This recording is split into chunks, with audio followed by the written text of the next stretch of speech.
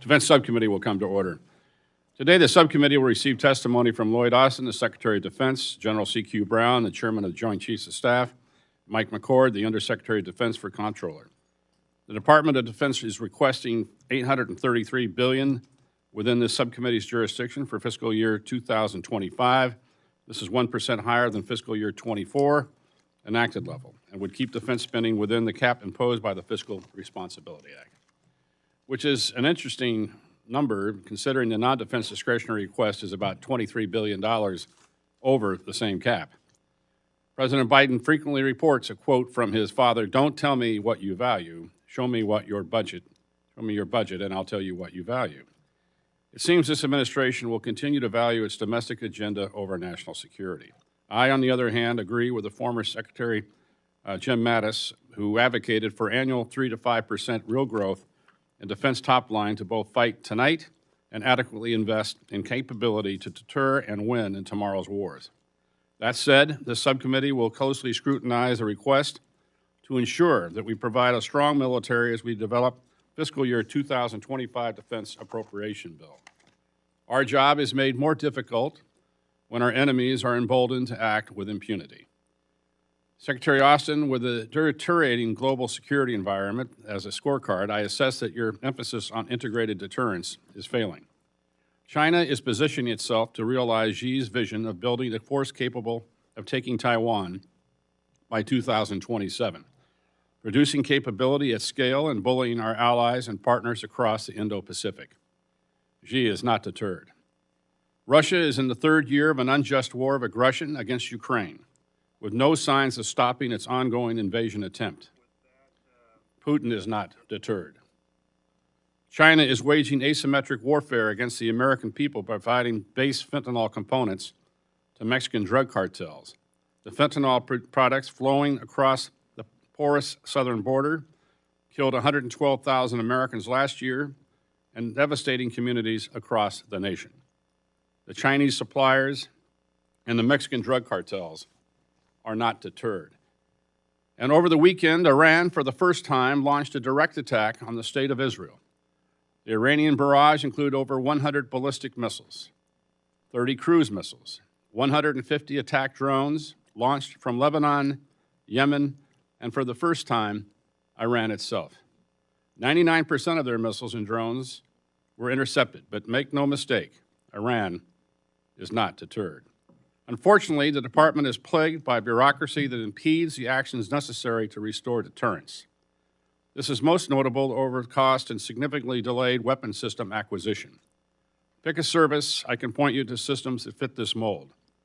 The Navy's Columbia and Virginia submarines are both delayed despite being dubbed the service's #1 priority. Air Force Sentinel experienced a Nunn-McCurdy breach. The Army spent over $2 billion developing FARA only to cancel the program. The Space Force GPS ground system is more than $3 billion over budget, more than 7 years late, and is still not delivered. And of course, there's the department's entire hypersonic program, which has cost over $10.5 billion so far and produced not a single fielded system. Our warfighters need modern technology now. A part of the solution must be a true commitment by the department to embrace and adopt an agile and innovative approach to acquisition. In fiscal year 2024, Defense Appropriations Act, I invested in this solution by ensuring that Defense Innovation Unit received $1 billion along with the flexible authorities necessary to rapidly identify, contract, and deliver innovative technologies to the warfighter. Included in this funding is $220 million for combatant commanders to procure and rapidly field their capabilities they need most urgently. The hedge portfolio investment is critical to addressing the emerging, dynamic, and materializing threats I discussed earlier. This funding is separate and distinct from the replicator effort. Fiscal year 2024 appropriations reinforce this fact, providing $1 billion for DIU and more than $200 million for replicator Tranche 1. Additionally, to achieve an effective and efficient military, the department must also re-optimize its workforce. I'm pleased to see that fiscal year 2025 request includes a net reduction in civilian full-time equivalents. and I'm encouraged by the progress the Department is making to incorporate artificial intelligence and process automation to eliminate manual business processes. More must be done here. And finally, our people are an asymmetric advantage that our adversaries could never replicate. They deserve the best, from barracks to business systems and from livable wages to robust family support. We as a committee have long championed significant boost in pay for our junior enlisted service members, and I'm happy to note this seems to be a popular initiative in Congress this year. Together with their families and our service members are the foundation upon which our nation's strength is derived.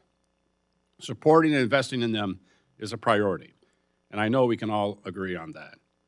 Before we hear from our witnesses, I'd like to recognize the distinguished ranking member, Ms. McCollum, for any opening comments. Thank you, Mr. Chair. Mr. Secretary, General Brown, and Undersecretary McCord, thank you for testifying before us today. General, we welcome your first appearance before the committee as the Chairman of the Joint Chiefs. For fiscal year 2025, the President has proposed $823 billion within our subcommittee's jurisdiction. It conforms with the enacted level in the Fiscal Responsibility Act, which passed the House by a vote of 314 to 117. This allowed for a $7 billion increase above fiscal year 2024 enacted levels, even though it is below the rate of inflation. I voted for the Fiscal Responsibility Act, not because I agreed with the spending levels in the deal, but because this country could not afford to default on its debts. Mr. Secretary, as you know, the Department has received criticisms from authorizers for the top-line budget requested. I think that criticism is unfair and unjust, especially from authorizers who do not have the responsibility for allocating the funding. Mr. Secretary, you personally did not impose the Fiscal Responsibility Act of the Department on the Responsible Act on the Department of Defense. Congress did. And I think those of us who voted for that law, we need to remember that when talking with you. I hope Congress has learned a hard lesson, that we should not hold our national debt limit hostage over arbitrary spending caps. The Department and the administration are conforming to what the law of the land is.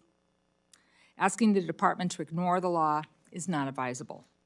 I know each of you and the service chiefs have made difficult choices this year to follow the law. As I said last year, Congress must be better about making hard choices when it comes to the defense budget.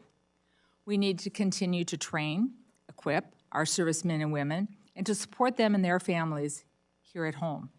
We must prioritize modernization of our force and support investments which will support future modern combat. And most of all, we need to meet the requirements included in the National Defense Strategy. Every dollar allocated in your budget request represents an increased effort to defend our nation and to deter threats. As you know, we finally enacted fiscal year 2024 bill on March 23rd, 6 months after it was supposed to be completed. This delay triggered multiple continuing resolutions and impeded your ability to start new programs. None of this should have happened. Now, turning to the security supplemental. The Senate passed it over 2 months ago, and it's deeply unfortunate that it has not been brought directly to the floor for the House for a vote. Funding that bill would provide much-needed support for Ukraine, Taiwan, Israel, and it will make sure that we have the critical munitions we need here at home to protect the United States. The supplemental will support our military and provide them with the ammunition necessary to defend us here at home and support our allies abroad. And it also includes much-needed humanitarian assistance, which is long overdue to the people who need it. As the Chair mentioned, evidenced by Iran's actions this week, and Israel will require more interceptors to defend itself from Iranian missile attacks. Last week, our subcommittee was briefed by U.S. European Command on the prognosis for Ukraine without American support. As you know, it was chilling. Without the United States' assistance, Ukraine will literally run out of ammunition, and more civilians in Ukraine will be murdered by Russia. For these reasons, the supplemental must be enacted as soon as possible. While the hearing today will cover a range of topics, I want to highlight a few that are very important to me. First, I'm concerned about our nation's ability to address emerging threats.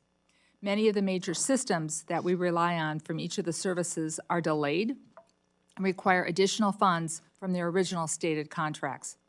This needs to stop.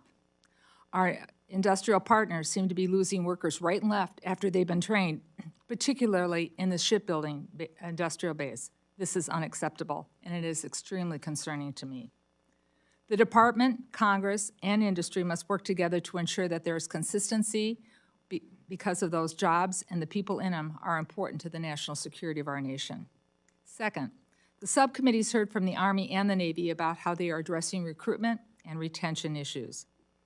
I'd like to know what you think the progresses of the services have made in recruitment goals in the past year, and do you believe this will get us back on track on the near-term future? And finally, given the focus on the Pacific, which is important, and the recent visit of Washington by the Japanese Prime Minister, I'd like to hear your thoughts on our relationship with Japan.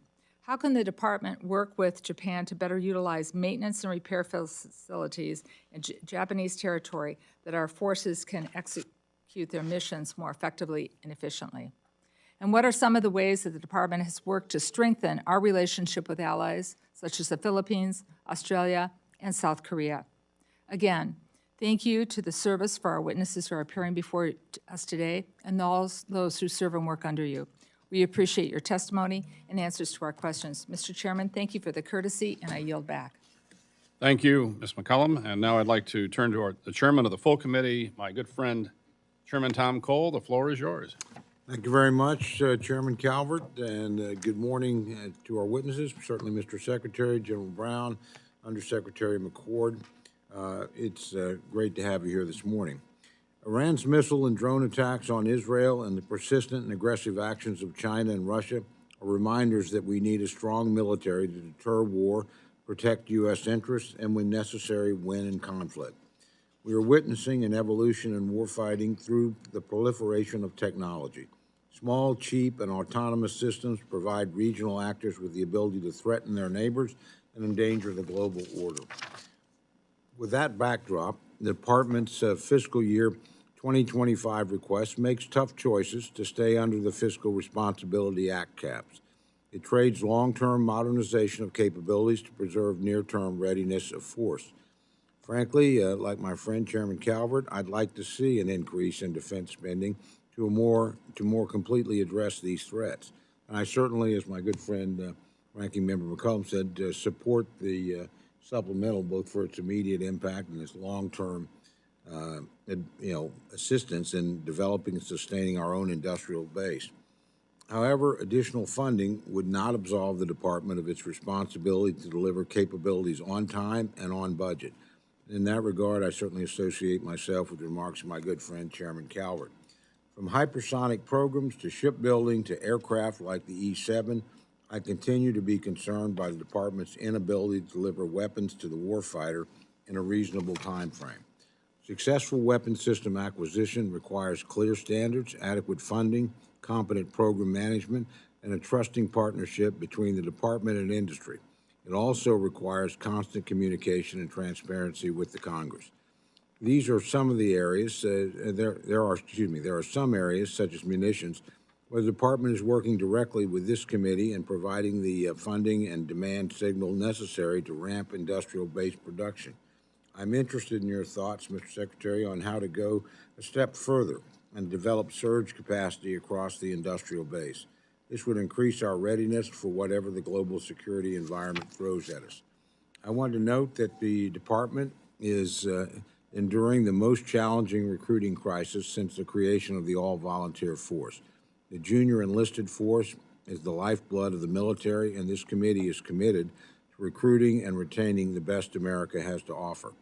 There's no shortage of challenges for this department, and I look forward to hearing how the fiscal year 2025 budget request addresses those issues.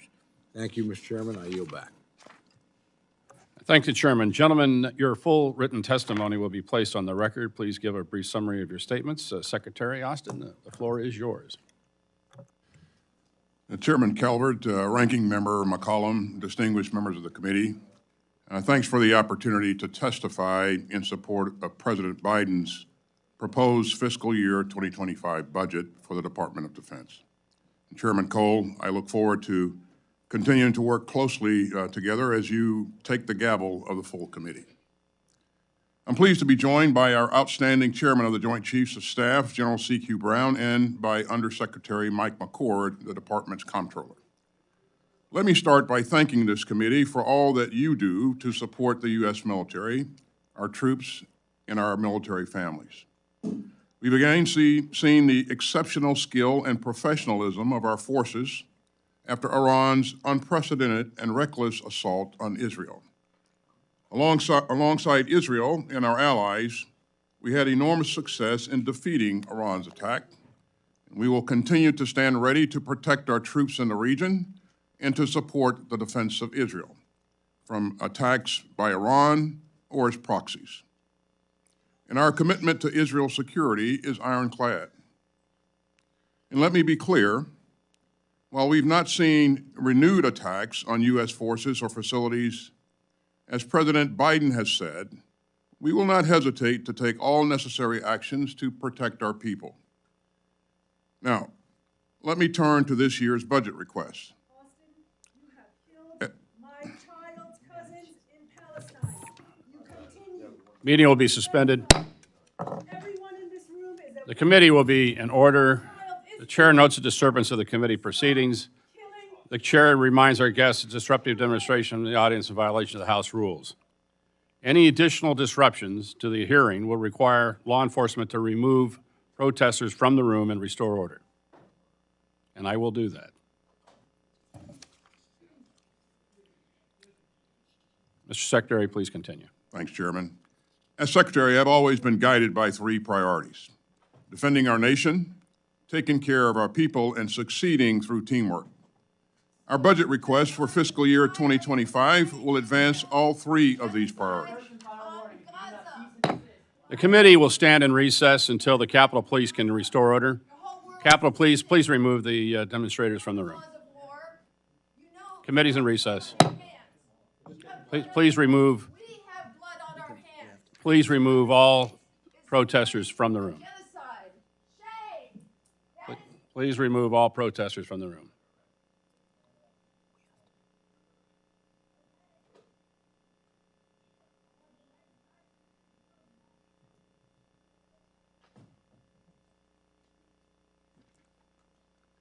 Any additional protests? All protesters will be removed from the room. Committee will come back to order. Mr. Secretary, please proceed. As I said, Chairman, our budget request for fiscal year 2025 will advance all three of the priorities that I mentioned. First, the President's request will invest in cutting-edge capabilities across all domains. This includes $48.1 billion for naval and shipbuilding capabilities, $61.2 billion to reinforce U.S. air dominance, and $13 billion to bolster Army and Marine Corps combat capabilities. Our request will also provide $33.7 billion to strengthen our space architecture and $14.5 billion to develop and field advanced cybersecurity tools. It will direct $49.2 billion to modernize and recapitalize all three legs of our nuclear triad. And it will sharpen our tech edge through a $167.5 billion investment in procurement and a $143.2 billion investment in R&D. Second, this budget request will support our outstanding troops and their families. That includes raising base pay and housing allowances, investing in better housing, making child care more affordable, and funding vital work to prevent sexual assault and suicide in the military. And third, this request will help the department further deepen our teamwork worldwide. Our network of allies and partners remains a strategic advantage that no competitor can match. And you can see its power in our strengthening ties across the Indo-Pacific, in today's expanded and united NATO, and in the 50-country Ukraine Defense Contact Group that I convene. Our budget remains rooted in our 2022 National Defense Strategy, Our request positions the United States to tackle the department's pacing challenge, the People's Republic of China, with confidence and urgency. It will help meet the acute threat of Putin's increasingly aggressive Russia. It will help us tackle the persistent dangers that we've just seen from Iran and its proxies in their attack on Israel. It will help us take on the threats from North Korea, global terrorist organizations, and other malign actors. And it will help us continue to deter aggression against the United States and our allies and partners, and to prevail in conflict if necessary. Now, today, I want to underscore three key messages. First, even as our budget request abides by the mandatory caps set by the Fiscal Responsibility Act, it is aligned to our strategy.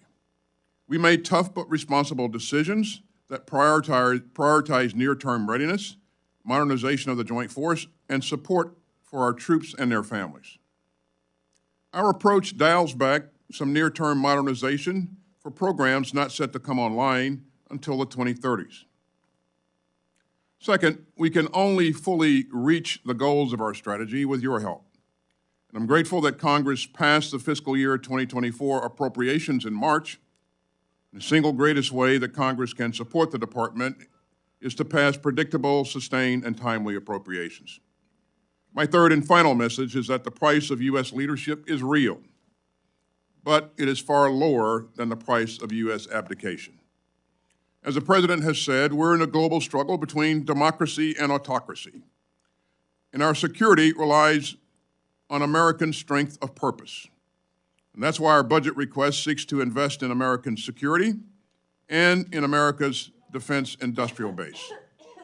It's also why the administration has requested nearly $60 billion in the National Security Supplemental for the department. And that supplemental would support our partners in Israel, Ukraine, and Taiwan. And it would make key investments to increase submarine production.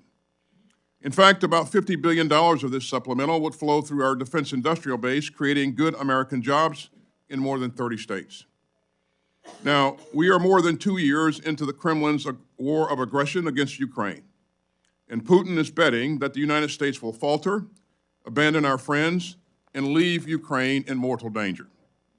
If the Kremlin prevails in Ukraine, it would embolden would-be aggressors around the globe. And we know that China, Iran, and others are watching what Putin does and how we respond.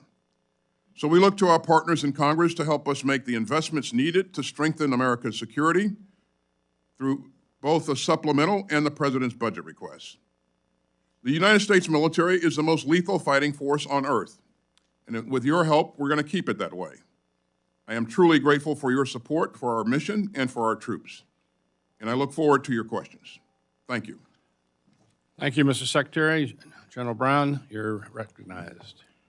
Chairman Calvert, Ranking Member McCollum, Chairman Cole, and distinguished members of the committee. I'm honored to join Secretary Austin and Honorable Mike McCord to appear before you today. On behalf of the Joint Force, Department of Defense civilians, and our families, I want to thank Congress for your steadfast support and the opportunity to testify on the fiscal year 2025 defense budget request, which reflects our shared commitment to national security. The global security environment is increasingly complex. The 2022 National Defense Strategy identifies 5 key challenges. The People's Republic of China, our pacing challenge, continues its risky behavior around the globe. A newly aggressive Russia, with its unprovoked war against Ukraine.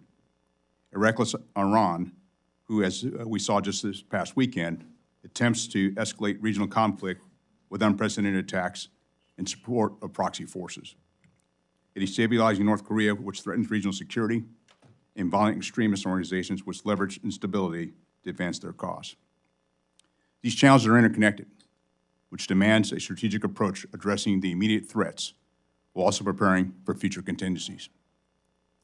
Days after becoming the chairman, I laid out 3 expectations in my message to the Joint Force.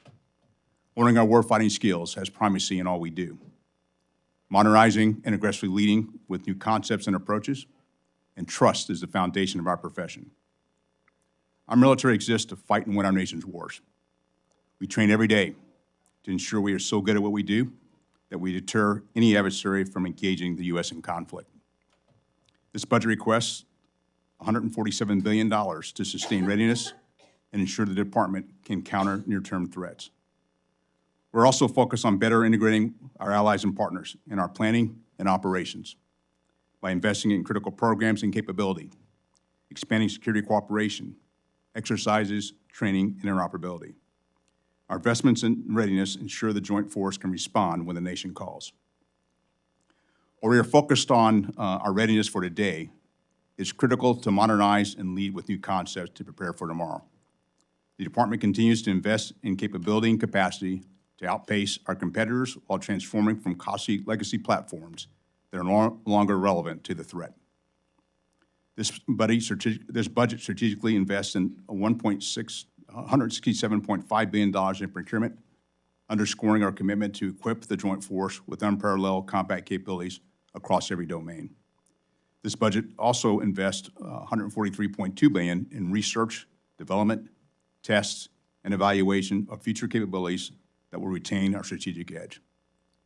Finally, this budget invests significantly into nuclear modernization, digital innovation, multi-year procurement of critical munitions, and a strengthened defense industrial base. With rapidly evolving threats and technology, accelerating our modernization is crucial. Lastly, trust is the foundation of our profession. Joint force must build upon and uphold trust in each other, trust with our families, trust of our elected leaders, and trust of our nation. Enhancing the quality of service and the quality of life of our personnel is not just a moral obligation, it's a strategic imperative. This budget includes investments in quality of service efforts such as advanced training, educational benefits, and career development, while also investing in quality of life projects like housing, medical clinics, and child care facilities, as well as funding spouse employment initiatives, enhanced mental health resources, and robust programs to combat sexual assault. We must create an environment where all can reach their full potential. Trust that our joint force stands ready to defend our national interests, ready to deter aggression, and ready, if necessary, to fight and win our nation's wars. I thank you for your support and collaboration and our shared commitment to face the security challenges of today and prepare for tomorrow. We are living in consequential times, and there is no time to waste. Thank you, and I look forward to your questions. Thank you, General. I want to make sure that each member has a chance to ask questions, so each member will have at least 5 minutes to answer their questions. When your timer turns yellow, you have 1 minute remaining. First, I'll recognize myself.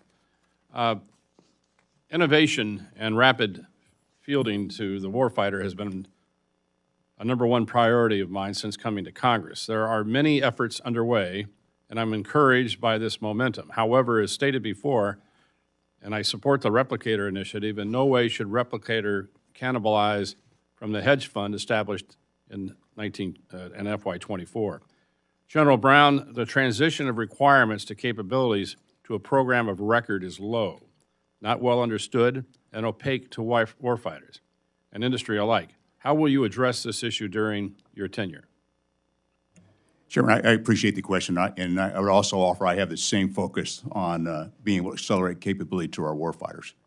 You know, part of this dialogue is really the collaboration that I try to do. I know it with the service chiefs, but how we can engage with from our requirements through our acquisition and through industry to best accelerate each of these capabilities to go from a prototype to production. This also is very important about the defense industrial base, so we can actually make sure we can be able to deliver the capability once we identify the innovation and be able to move it much more quickly into the hands of our warfighters. And so it's going to require leadership, which I'm happy to do, but it's also going to require for us to have on-time resourcing, a constant demand signal, and to build that trust across the spectrum to make sure we bring the capability forward much faster. Well, I look forward to working with you on that. I hope we can make sure that we deliver the funds on time. Secretary Austin, last week, Undersecretary Hsu inaugurated the Transition Tracking Action Group, which will employ advanced analytics to track how the department delivers capability to the field. Will you commit that this effort will be collaborative with Congress and that you'll support its success? Absolutely, Chairman. Again, I commend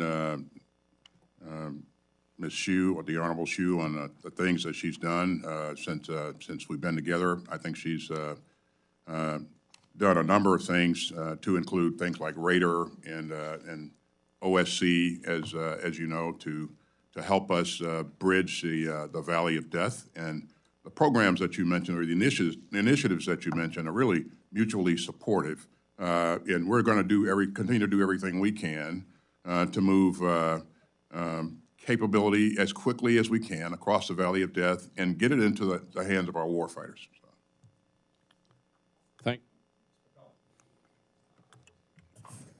Thank you, Mr. Chair. Mr. Secretary General Brown, Undersecretary McCord, the Senate passed is supplemental, and it includes funding for allies and partners in EUCOM, CENTCOM, and INDOPACOM, as well as much-needed humanitarian assistance.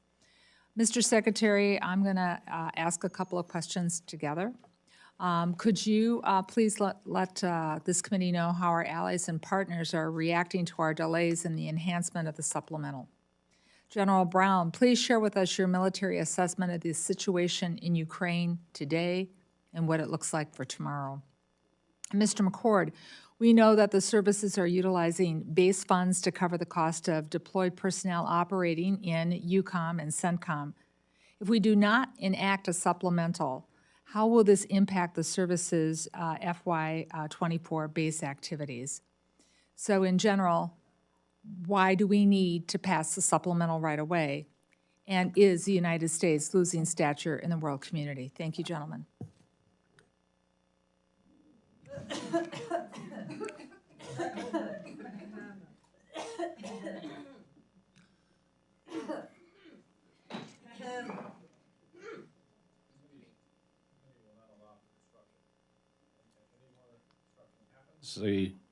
We will recess and have the disruption removed. Mr. Secretary, you're recognized. Well, thank you, Chairman. You know, delaying the supplemental sends a terrible signal to our allies and partners, and they will question whether or not you know, we are committed to this cause, and whether or not we are a reliable partner.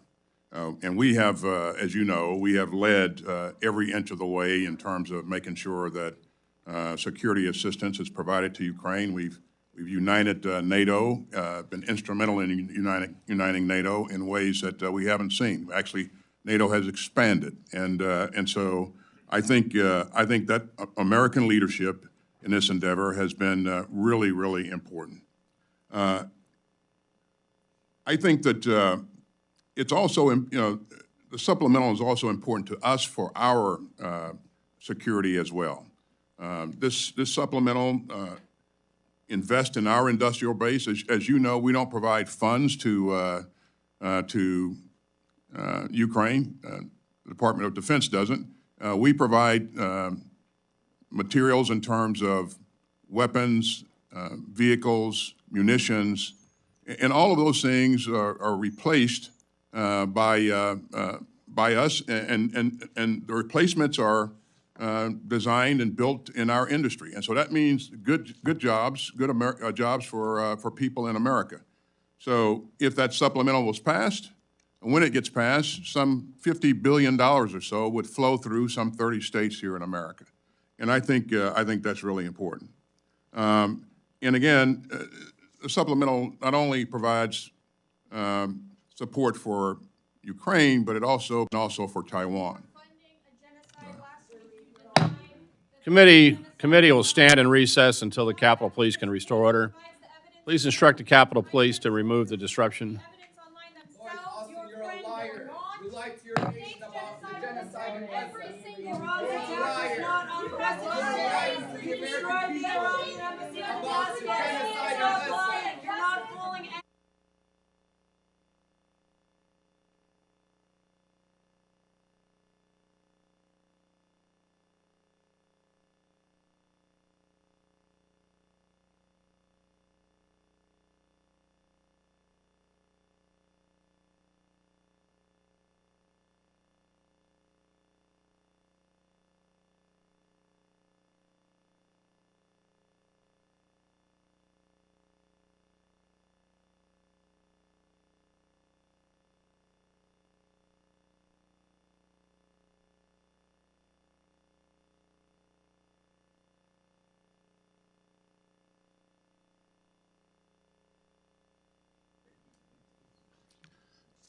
So to sum it up, this supplemental is really important for a number of reasons. And again, it's important to us for our security as well. And it's really important that we have the ability to replenish the stocks in our inventory that will be critical for us going forward. Ranking Member McCollum, you asked about my military assessment on Ukraine. And I'll just tell you that Ukraine right now is facing some dire battlefield conditions. And it's partly because their capability from a resourcing standpoint, from whether it's munitions, whether it's vehicles, whether it's platforms, they're not being outmatched by the Russians. They've had some pretty, Ukrainians have had some positive gains in the course of the 2+ years that they've been in this conflict, regaining more than 50% of the territory that the Russians seized at the beginning of the conflict. Those hard-fought gains can be lost without our support. And so it's important that we continue to provide them the capabilities that they require. And so when I think about this, I think about the supplemental does three things. One, it supports Ukraine's ability to defend itself. It shows, it puts money into our defense industrial base, not just for Ukraine, but for many of our allies and partners, because the U.S. equipment is valued around the world. And last, it shows U.S. leadership. I've been in this job 6 months, and I've had about 150 engagements with my counterparts from around the world. And they often talk about U.S. leadership. I can tell you it's wants, it's desired, and the actions we do are sending a message of where our commitments are, and it also sends a message to our adversaries.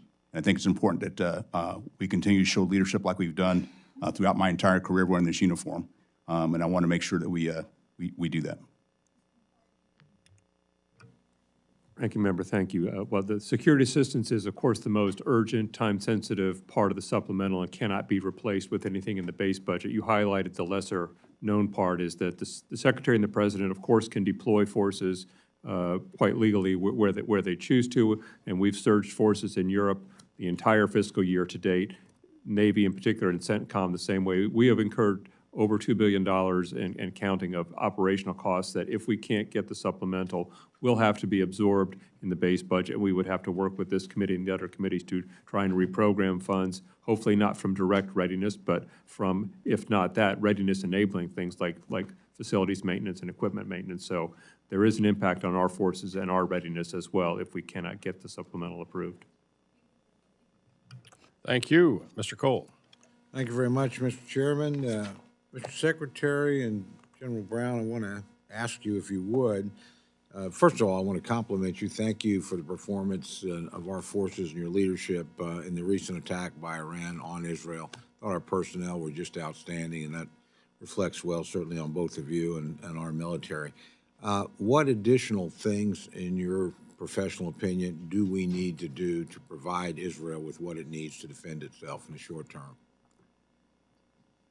Well, thanks, Chairman. The most important thing that we can do right now is to pass the supplemental, and that will provide us the opportunity to continue to provide security assistance to Israel in terms in the form of air defense interceptors, munitions, and things that it critically needs to be able to defend itself. But that supplemental, I would say, Chairman, is truly the most important thing that I would highlight for you. So. General?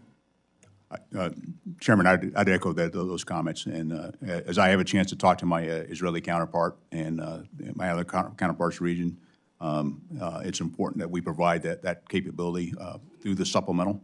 But I also think about what it does for us and for our forces. And I'll just also highlight, I couldn't be prouder of the work done by our forces over the course of this past weekend.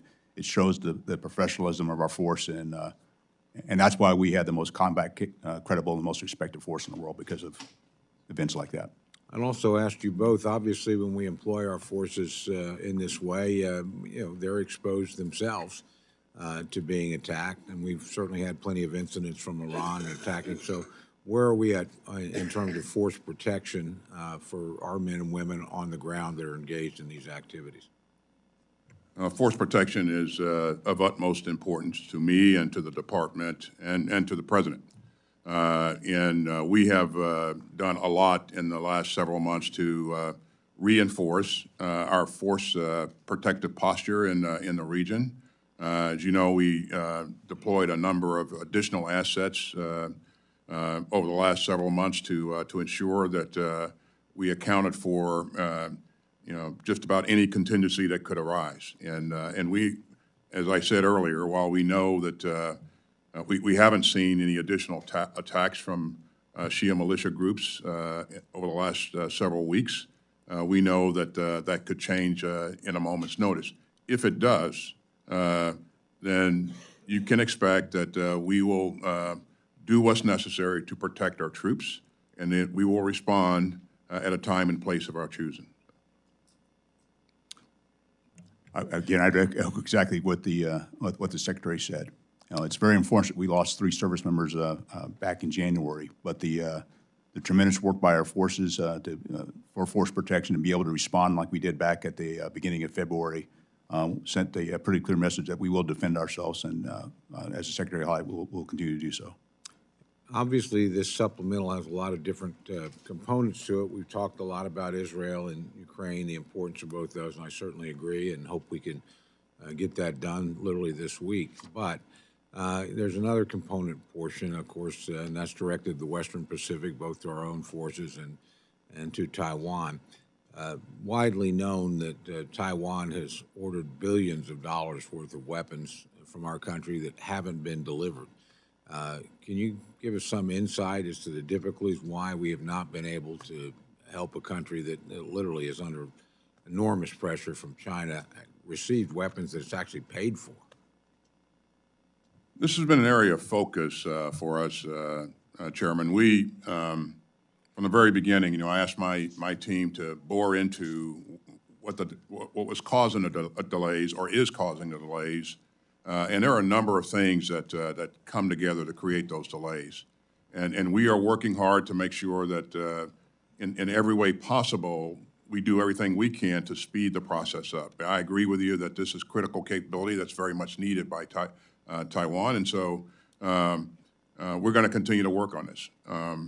But it's a complex picture, but nonetheless, we're going to make sure that we're doing everything we can to move as quickly as possible.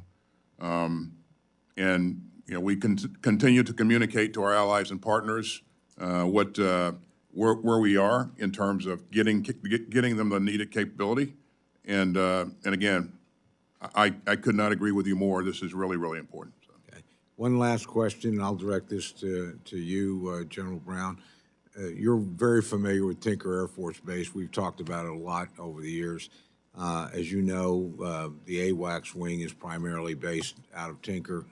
Those are really old airframes, E3s. We know we're beginning to try and address that problem, but this is something I've raised in this committee for many, many years. Tell me where we're at in terms of the E7. I am a little disturbed. I think in the department budget, we're zeroing out that line. Again, I know you're under a lot of pressure or money for that right now, but let me know where we're at, because I do worry with the Russians. This is, airborne early warning combat control capability. We have lost a lot of that as we've retired E3s. We haven't been able to replace them anywhere near as rapidly as we should. So give us an update on how we're doing there. Well, Chairman, I'm a little bit removed from my time in the Air Force, but I'll defer to the Air Force to get you some specifics, and we'll do that. I'll have that opportunity next week with okay. them. But one of the things we were really trying to do was, first of all, as you know, you got to buy the green aircraft from and then convert it over. And we were looking at the long lead items to make sure we were able to do that, but also at the same time working with our allies and partners, particularly the Australians, who have the platform today, and we have airmen in Australia that are training. So not only it's the aspect of getting the capability like you described with the prototype, but also marrying up our service members so they can operate it as soon as it becomes available. And we'll continue to work very hard to make sure we bring that capability forward as well. Well, I look forward to working with you on that, but I just want to highlight as a matter of real concern. I think this really relates to Chairman Calvert's larger point about delivering weapon systems on time and on budget. And I think we've got a problem across the board. We've used a lot of, eaten up a lot of our immediate capability on the assumption certain things would be ready at a certain time, and it hadn't happened. So we have a gap where the capability's gone, and we haven't got the replacement online. Worries me a lot. With that, yield back, Mr. Chairman. Thank you, Mr. Chairman. Mr. Lauro. Chairman. Mr. Secretary, welcome. Sorry, we're kind of hearing hopping this morning, so I welcome you to the committee. Mr. Secretary, it's well known that the Navy is experiencing significant issues related to shipbuilding, and in particular submarines. We know we need more ships, more subs, but we lack the infrastructure and the workforce to stay on track. I want to be clear that the private sector could do more to help. There are delays in several programs, including both the Columbia and Virginia-class submarines and a future aircraft carrier. We also have a significant backlog of ship and submarine maintenance, all of which have a footprint in my state. These delays will impact the Navy's readiness, and the Navy completed a 45-day shipbuilding review to address some of these issues.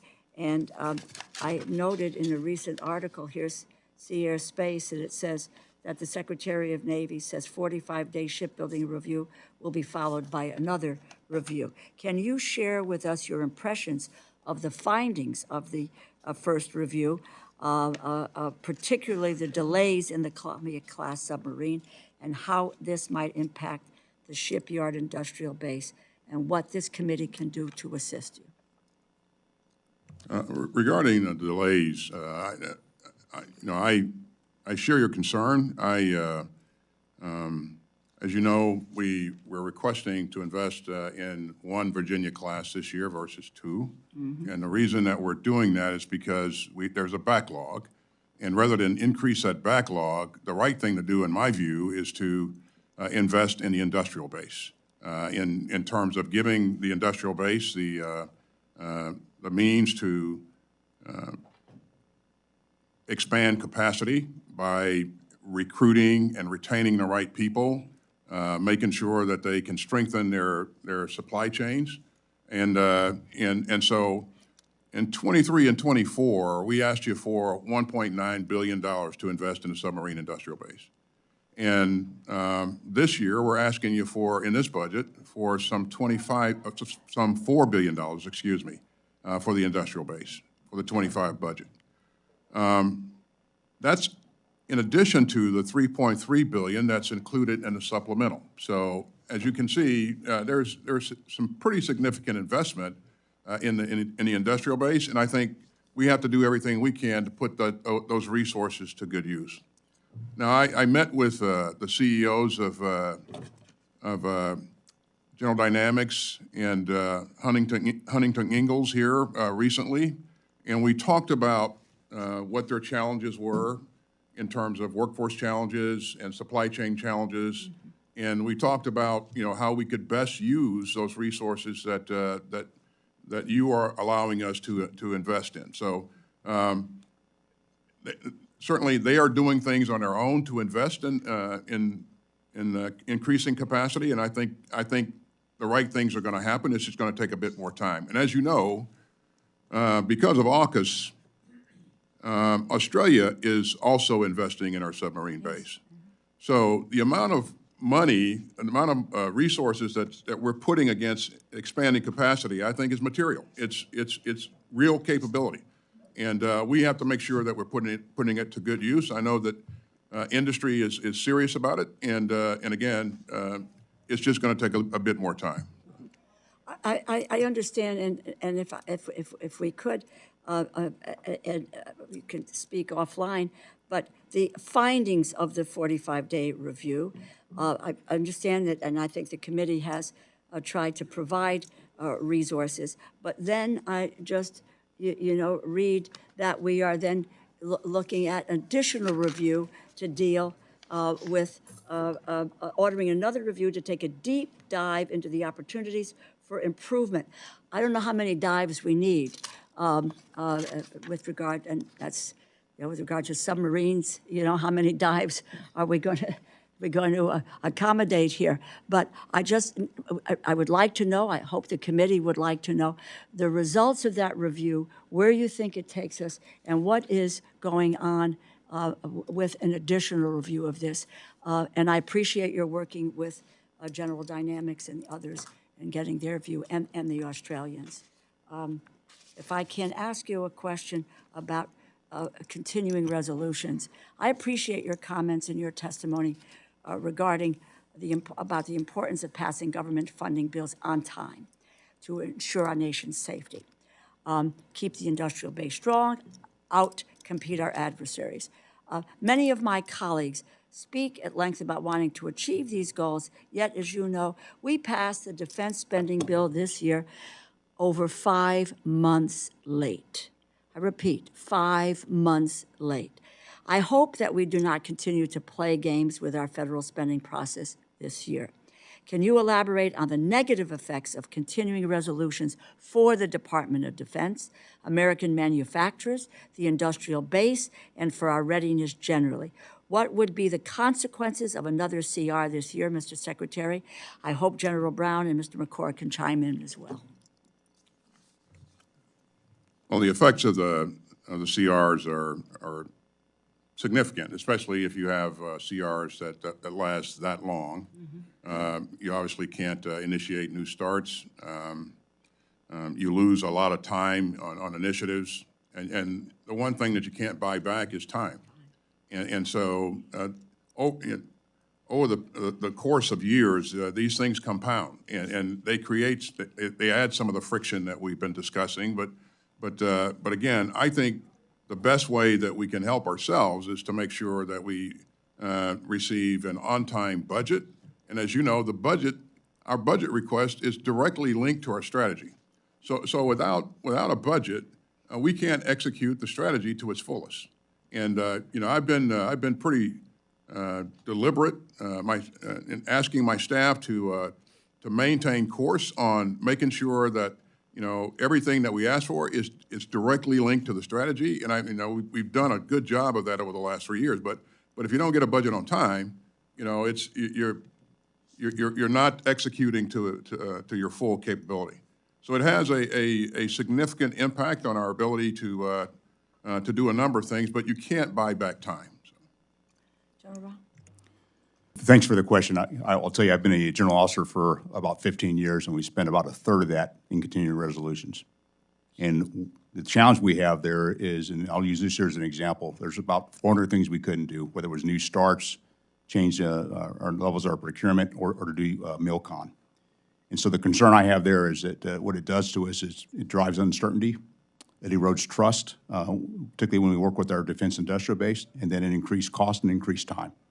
And we talked earlier about when we want to deliver a capability on time, the best way to do that is have a resourcing on time. But I think the same thing for us as a department is that we have a consistent demand signal, which is why multi-year procurement is another piece that helps that demand signal. It allows the defense industrial base to do their supply chains, have a workforce that has consistency in employment. And so it's important that all that comes together for our national security. It's really, it's hugely important. Thank you. Mr. McCord?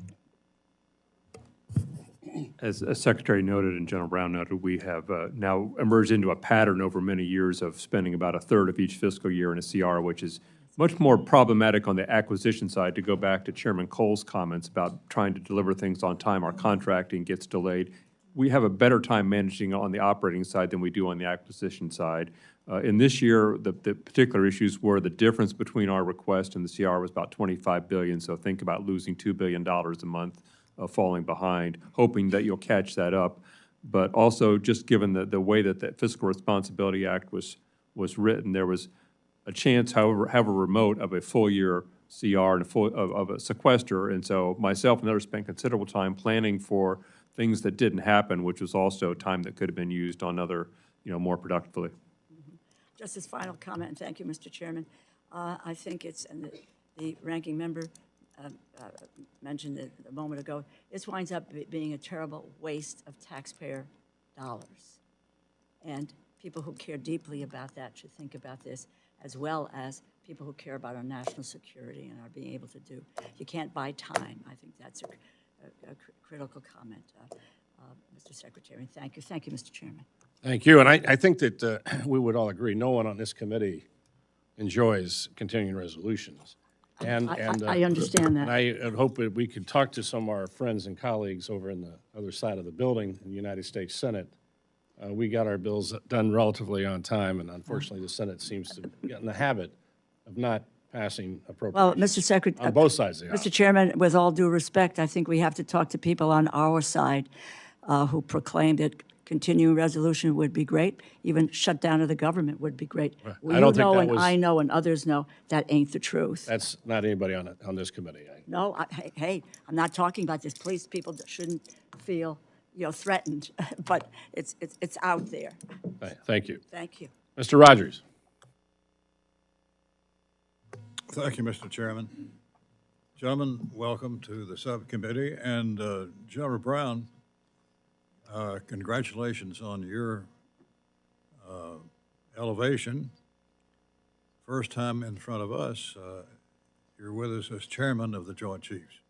So congratulations and welcome.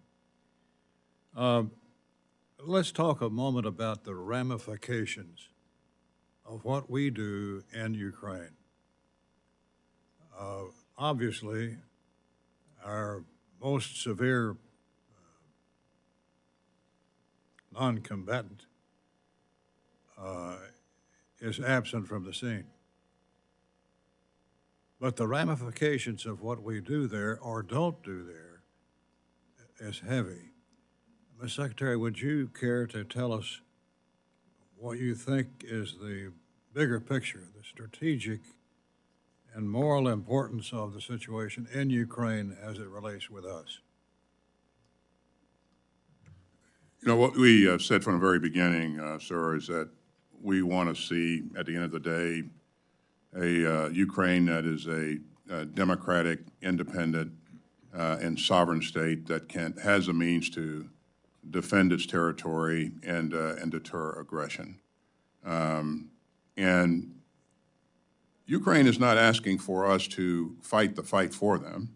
They are asking for us to assist by providing some of the means that they need to protect themselves and defend their territory.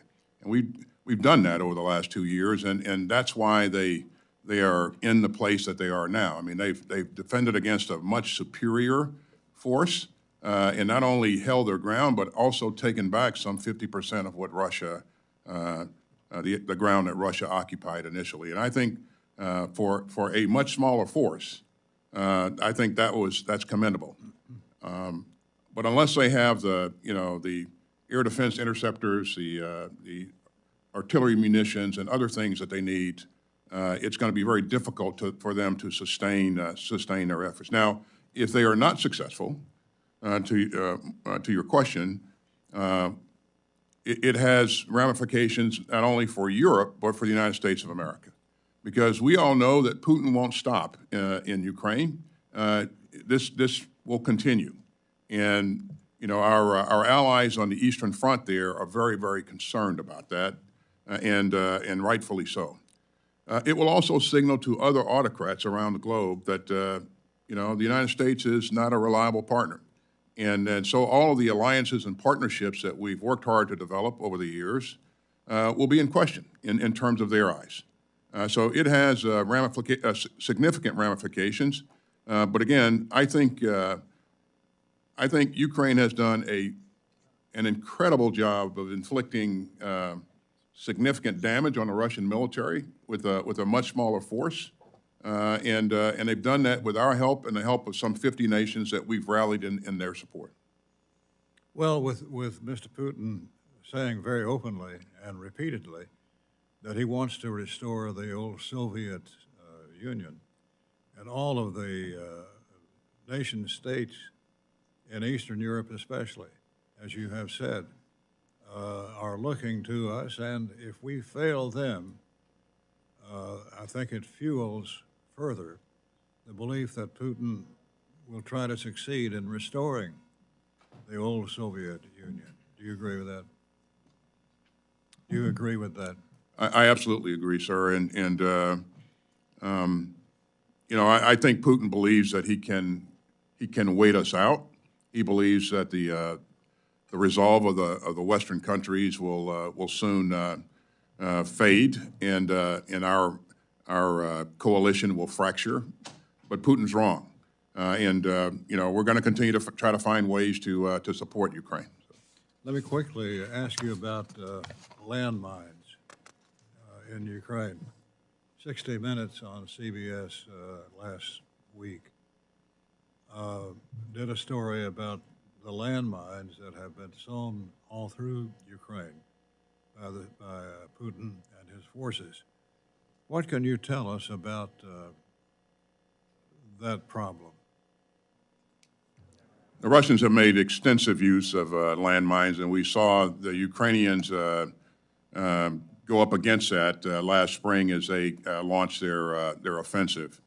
And they've done that. The Russians have done that in every place they fought. But in this case, the territory, the terrain is littered with just, you know, with landmines, and it will take years to police this up, to clean this up.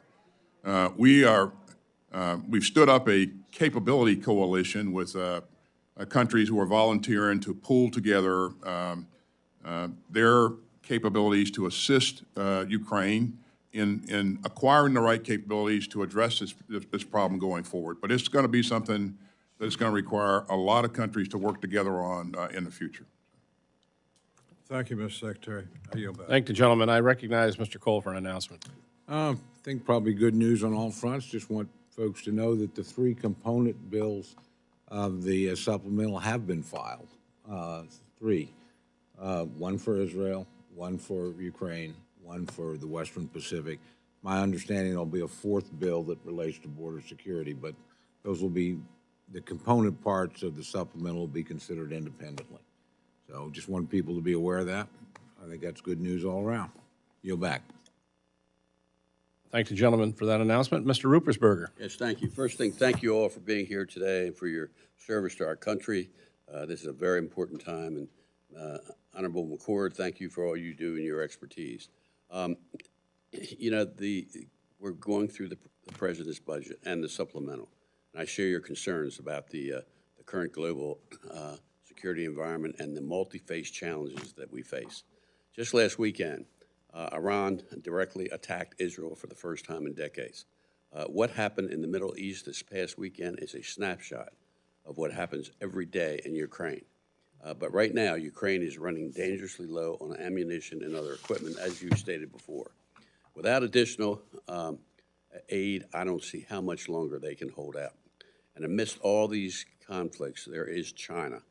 The National Defense Strategy identifies the PRC as our pacing threat, and while the global security environment is rapidly changing, we continue to be in a great power competition with China. So in that vein, General Brown, can you please describe how China is helping Russia reconstitute its military since its invasion of Ukraine? How is the PRC strategically exploiting the conflict to gain advantage in its great power competition with us? Excuse me. Thanks for the question. And so how the PRC is helping Russia is, it's very low level, but by and large, it's by not condemning the acts of Russia invading another country. And how that has impact is how the PRC is watching what Russia is doing. They're watching what we're doing, and they're doing things to prepare themselves should they decide to have pursue any type of conflict in the Indo-Pacific. And so it's hardening their capabilities from an economic standpoint, but also looking at their military capabilities and what they can learn as they watch the current events there in Russia, in Ukraine, excuse me. Well, thank you for that. And it's apparent that it is not helping Ukraine. We are helping China. Now, in March, the Senate passed a national security supplemental that provides foreign aid to Ukraine, Israel, and Taiwan. It sounds like we're set to consider some version of that in the House, hopefully. Now, Secretary Austin, why is it critical to our own national security that we get additional military aid to Ukraine as soon as possible? If we care about the threat of China, why does it follow that we should also care about Ukraine and whether it wins or loses?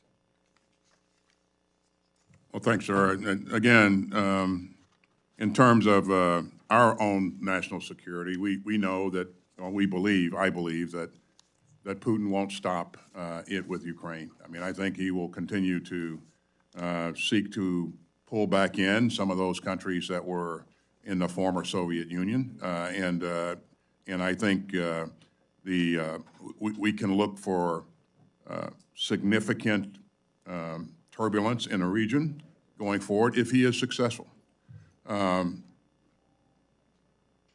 We have provided a number of elements to Ukraine, and we'll hope to continue to do that in terms of security assistance. We have to replenish what we've provided, and so having the means to do that, I think, is really, really important for our readiness and our security. And you mentioned China. China, Iran, and others are watching what happens in Ukraine. And if the United States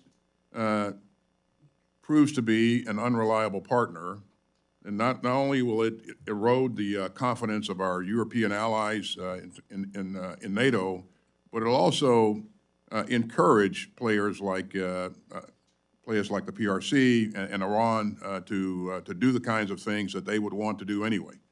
So I think this creates more discord potentially in the future. But this is really important. Ukraine matters not just to Europe; it matters to the whole world.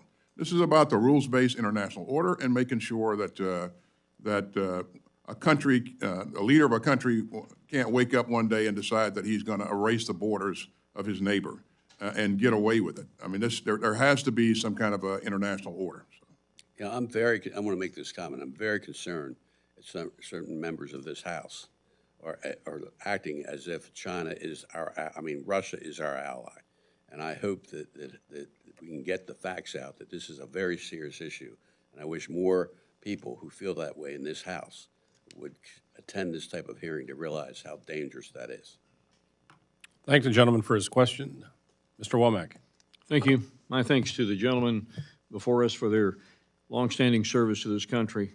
I want to follow up on a conversation that we were having with the ranking member of the full committee, Ms. DeLauro, on budget process and on continuing resolutions and this sort of thing. Secretary Austin, have you ever known Russia to operate under a continuing resolution? I have not, sir, and I've never known China to operate under a continuing resolution either. Well, I'm glad you asked that question because my next question was to General Brown. Have you ever known China to operate under a continuing resolution? I have not. So if they have needs, they take care of those needs? Secretary McCord, Kim Jong-un, does he operate ever under a continuing resolution? He does not, Mr. Moore. And I won't bore you with the others. I had listed ISIS-K, violent extremist organizations. The fact is, adversaries to our way of life and to the way of life of free nations all around the globe, they don't operate under continuing resolutions. And they don't threaten to shut their government down. And to me, it places a heavy risk on our men and women who serve in the greatest military on the planet that we would ever consider delaying a budget like we did this past year for 5.5 months in the fiscal year, because I think that does endanger our way of life. I'll leave it there. Secretary Austin, the DOD budget request for 25 is capped at a 1% increase compared to 24 under the FRA. It's clear the DOD prioritized increased funding for some services more than others. For example, the Army saw a 0.2% increase in funding. The Air Force got 1.1%. Can you outline the risks that we buy in this budget proposal to the Army if we adopt those top-line constraints? Because of the top line, we had to make some choices, but we linked our request to our strategy, and these were difficult, but I think prudent choices. And again, as we have worked with the services, I think that, you know, the investments that we've made in near-term readiness and in modernization and in taking care of our people will pay significant dividends for us in the near to midterm and in the long term as well. And we also recognize that in the out years, the top line is going to have to grow a bit in order to make sure that we maintain pace and speed with modernization. So it is something that we don't take lightly in terms of, you know, how we resource the entire force, and choices have to be made. The services participate in our deliberations, and so again, I think it's the risks are acceptable at this point in time. So. General Brown, and both of you are keenly aware that joint multinational large-scale training scale exercises enhance our forces' readiness. Can you describe how these exercises help our formations in learning how to integrate at scale and across domains, and how the continued repetition set the joint force up for success in the face of conflict? You know, every time we get to train, whether it's by individually within our services, train as a joint team, or train with our allies and partners, it just makes us stronger. And what that does, it allows us to work on our areas of interoperability, but it also identifies some areas we can improve upon. Because we want to continue, every time we have an exercise, is to step away from that exercise and learn something about ourselves as a force that will be applicable to the threat.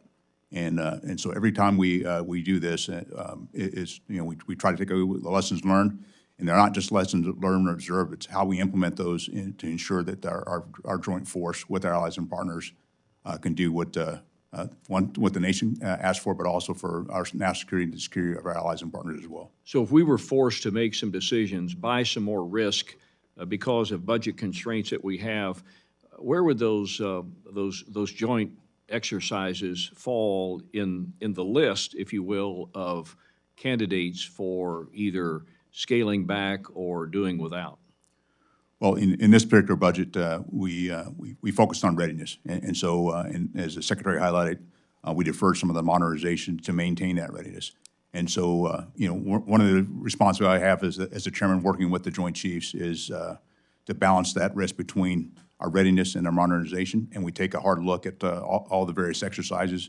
I would also highlight the fact that now, because of technology, we can do a fair amount through simulation and the like, but we're trying to use every tool we can to ensure our readiness and take advantage of the exercise opportunities that we do have. Thank you, gentlemen. Thank you, Mr. Chairman and Ranking Member, and to all of our witnesses, Secretary General and Mr. McCord, thank you so much for what you all do. I would like to bring your attention to the Secretary and General Brown. Want to get your thoughts, what the department looks at sharing information and resources across commands. And in particular, I'm talking about NORTHCOM and SOUTHCOM when it deals with the southern border, what's happening in Mexico. You know very well what's happening there, and I'm talking about drugs and criminal organizations, the amount of money they make, not only in passing drugs, but if you look at, 7-8 million encounters at the border the last 3 years, multiply that by an average of 8,000 that the Coyote charged, they're making billions of dollars to our southern border. And we have NORTHCOM that has Mexico, and then SOUTHCOM has everything south, Central America and south.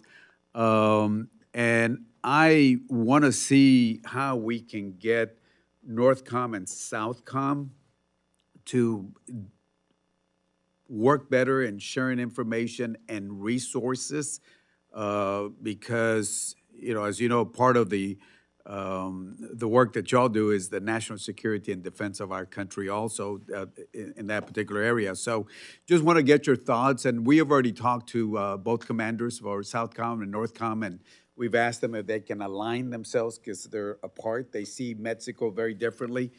Just want to get your thoughts on what we can do to get those two commanded areas to work better. Well, thanks, sir, and thanks for your interest in this topic. I do believe that that we do a credible job of working together currently. Both commanders are great commanders, and I have tremendous confidence in both of them. Having said that, there are always things that we can do to improve our collaboration, and I think this gets to your point. From my perspective, what I see the commanders doing is just that, finding ways to support each other, finding ways to make sure that there are no gaps that can be exploited. But you know, the environment's dynamic, and there will always be a new challenge that presents itself that will require us to develop additional capabilities and also work with allies and partners to develop their capabilities so that they can you know, control and protect their sovereign space. So to answer your question, I do believe that there are always things that we can do better, and we will continue to focus on that. So. Thank you. Yeah, and If I could, I would add is it's not only, as Secretary Howley, we've got tremendous commanders, but it's also the work that happens between the staffs, between the joint staff, between the staff at Southcom and Northcom to work in the next level of detail and how things are interconnected and to flatten that communication and using some of the digital tools we have to be able to share information, to visualize. And then also the last thing I'd highlight is just the relationships with the interagency, but also relationships with our partners within both combatant commands to get their perspective as well helps us to raise our awareness and have those two commands work better together. yes, sir. Because we need to see everything south of our border together instead of and they, both commanders are fantastic. We just want to see if we can push a little bit more on that. I would ask you also, the unity of government is so important. China is just, you know what they're doing in Latin America. They're in almost every country. And last night, somebody sent me a video, and I remember we had gone to El Salvador, and the new president at that time wanted to work with us and said, we want to keep China away. And whatever happened, our relationship with El Salvador, you know, the video that they were showing was this brand new library, and they were showing off this new library as, you know, China gets involved.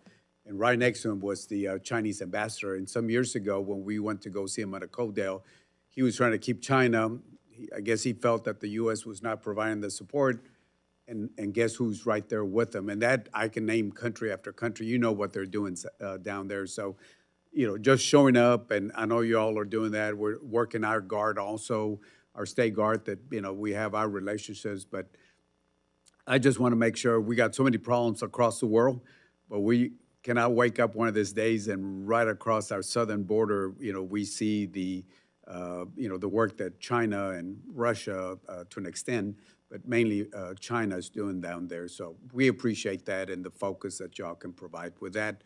To the point that you're making, sir, it does require not only the tremendous efforts of the military, but also a whole of government approach. And so, you know, a few dollars spent in the right places or invested in the right places can certainly buy us credibility, goodwill, access that is very important to us, and also display some other elements that would want to enter that space as well. So. Yes, sir. Thank you. Thank you so much. I'll yield back, Mr. Chairman. Thank the gentleman. I would point out, too, to Mr. Cuellar, and we share the same concern on Mexico being in Northcom.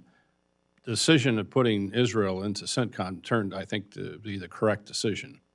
Obviously, the coordination between Jordan, UAE, and other countries within that region proved very valuable during this last encounter with Iran. I think the same thing could happen if we could work out some kind of agreement to put Mexico into Southcom. With that, I recognize Mr. Carter. Thank you, Mr. Chairman, and welcome. Very proud of the service each of you give to our country. General Austin, I understand you had a meeting with the Prime Minister or the Minister of National Defense for the PRC, our conversation at least yesterday. Can you talk about the call and how it went? And are there plans to continue dialogues between our militaries? And what efforts are we taking to address the unsafe, risky behaviors of the PRC military and prevent conflict in the region? Well, thank you, sir. This is very important to us, and I think we've seen across our governments, we've seen a number of engagements over the past several months, including Secretary of State, Secretary of Treasury, my call, the National Security Advisor. So we are engaging at a number of levels. This is the first time that I've had the opportunity to engage the new Minister of Defense, and of course, its predecessor. We never had an opportunity to talk, and that was very disappointing, even though we reached out a number of times.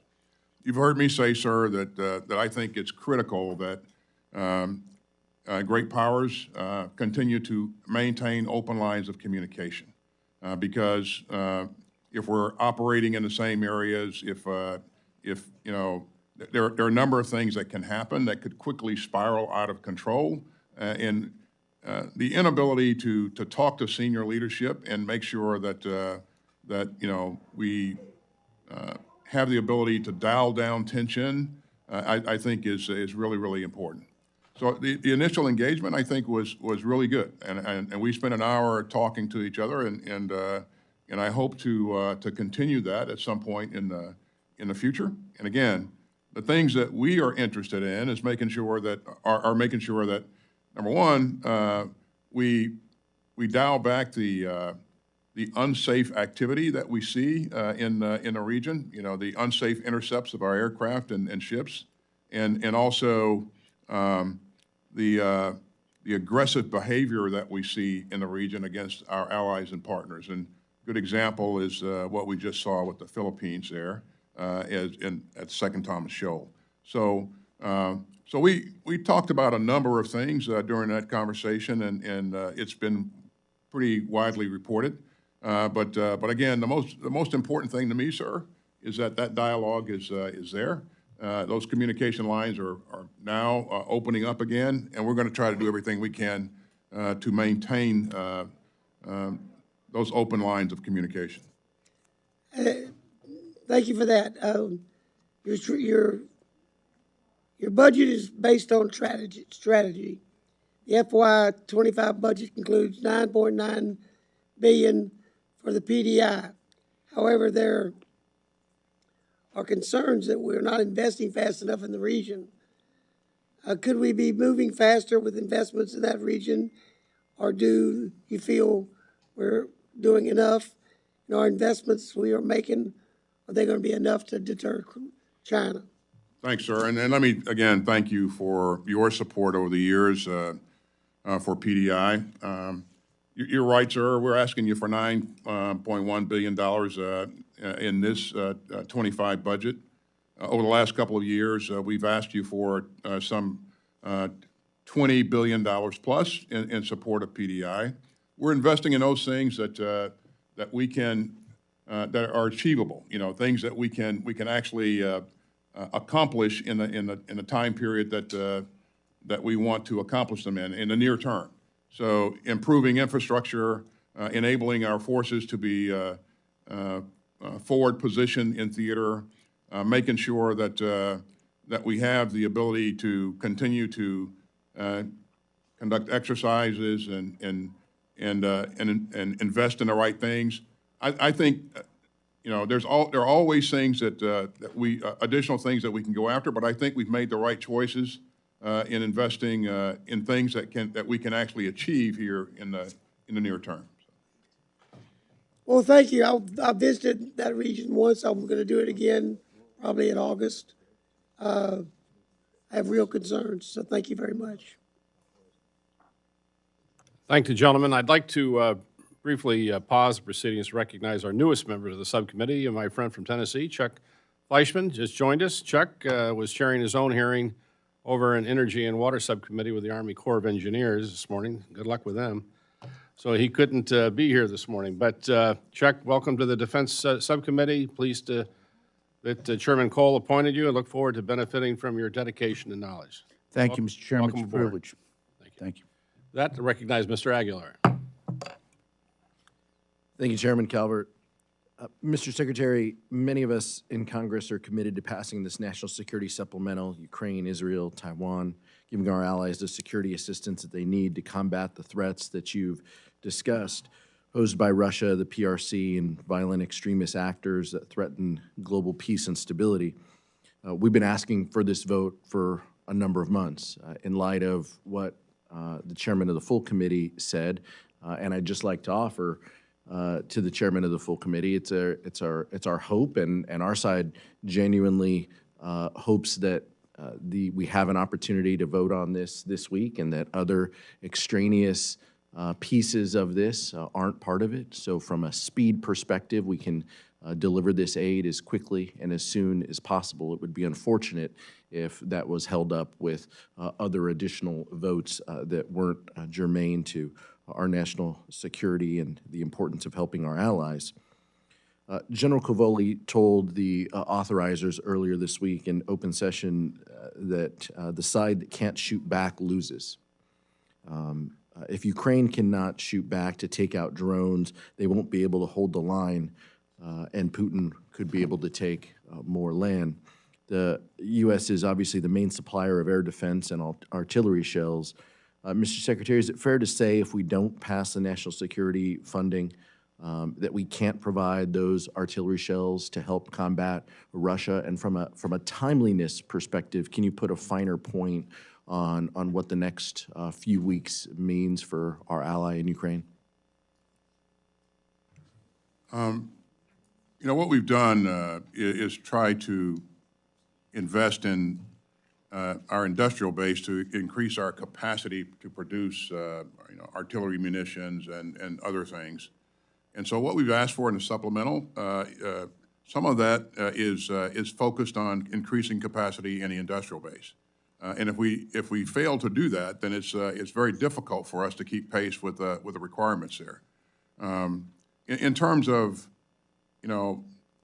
what happens going forward and how long Ukraine will be able to sustain its efforts, I think we're already seeing things on the battlefield begin to shift a bit in terms of in Russia's favor. We're seeing them make incremental gains. We're seeing the Ukrainians be challenged in terms of holding the line. They're doing a very good job, a credible job, but in order to continue to do that, they're going to need, the right materials, the right munitions, the weapons to be able to do that. So, passing this supplemental is absolutely critical, and our request is that we pass it as quickly as possible because time matters, and Putin again is trying to exploit this time period where there's doubt created about the U.S.'s resolve. So. Thank you, Mr. Secretary. General, I wanted to give you an opportunity to kind of building off of what Judge Carter's question about the PDI. Aside from obviously the importance of the national security requests that we've been talking about, all of us have been pleased to see the Pacific Deterrence Initiative and the European Deterrence Initiative contained within this proposal. Can you elaborate on the effectiveness and how the department and how you plan to implement plans to execute funding for the PDI? As the Secretary described, the PDI is going to allow us to build out the capability within the region. And so we can posture our forces. So some of that's in military construction, some of it's in weapons capability, but it's also things we can do to work with allies and partners. And I'll just tell you, I was the Director of Operations for the United States Air Force in Europe. I got there the week after the Russians went into Crimea and watched how the European Defense Initiative came about to better posture ourselves for today's current events. I think the PDI will do the same thing, and ensuring we're doing all the things to prepare ourselves for a potential future conflict. And the key goal here is to be so good at what we do that we deter a future conflict, and this is where PDI is going to help us to be able to do that. Thank you, General. Yield back, Mr. Chairman. Well, we'll all have a chance to vote on the supplemental on Saturday night. With that, Mr. Diaz-Balart. Thank you very much, Mr. Chairman. Gentlemen, thank you for your service. I really have one point and then two questions. So first point is that history is full of dismal failures that are never forgotten. You know, peace in our time. After Putin invades Georgia, that infamous reset by the then Obama, Biden, Clinton administration.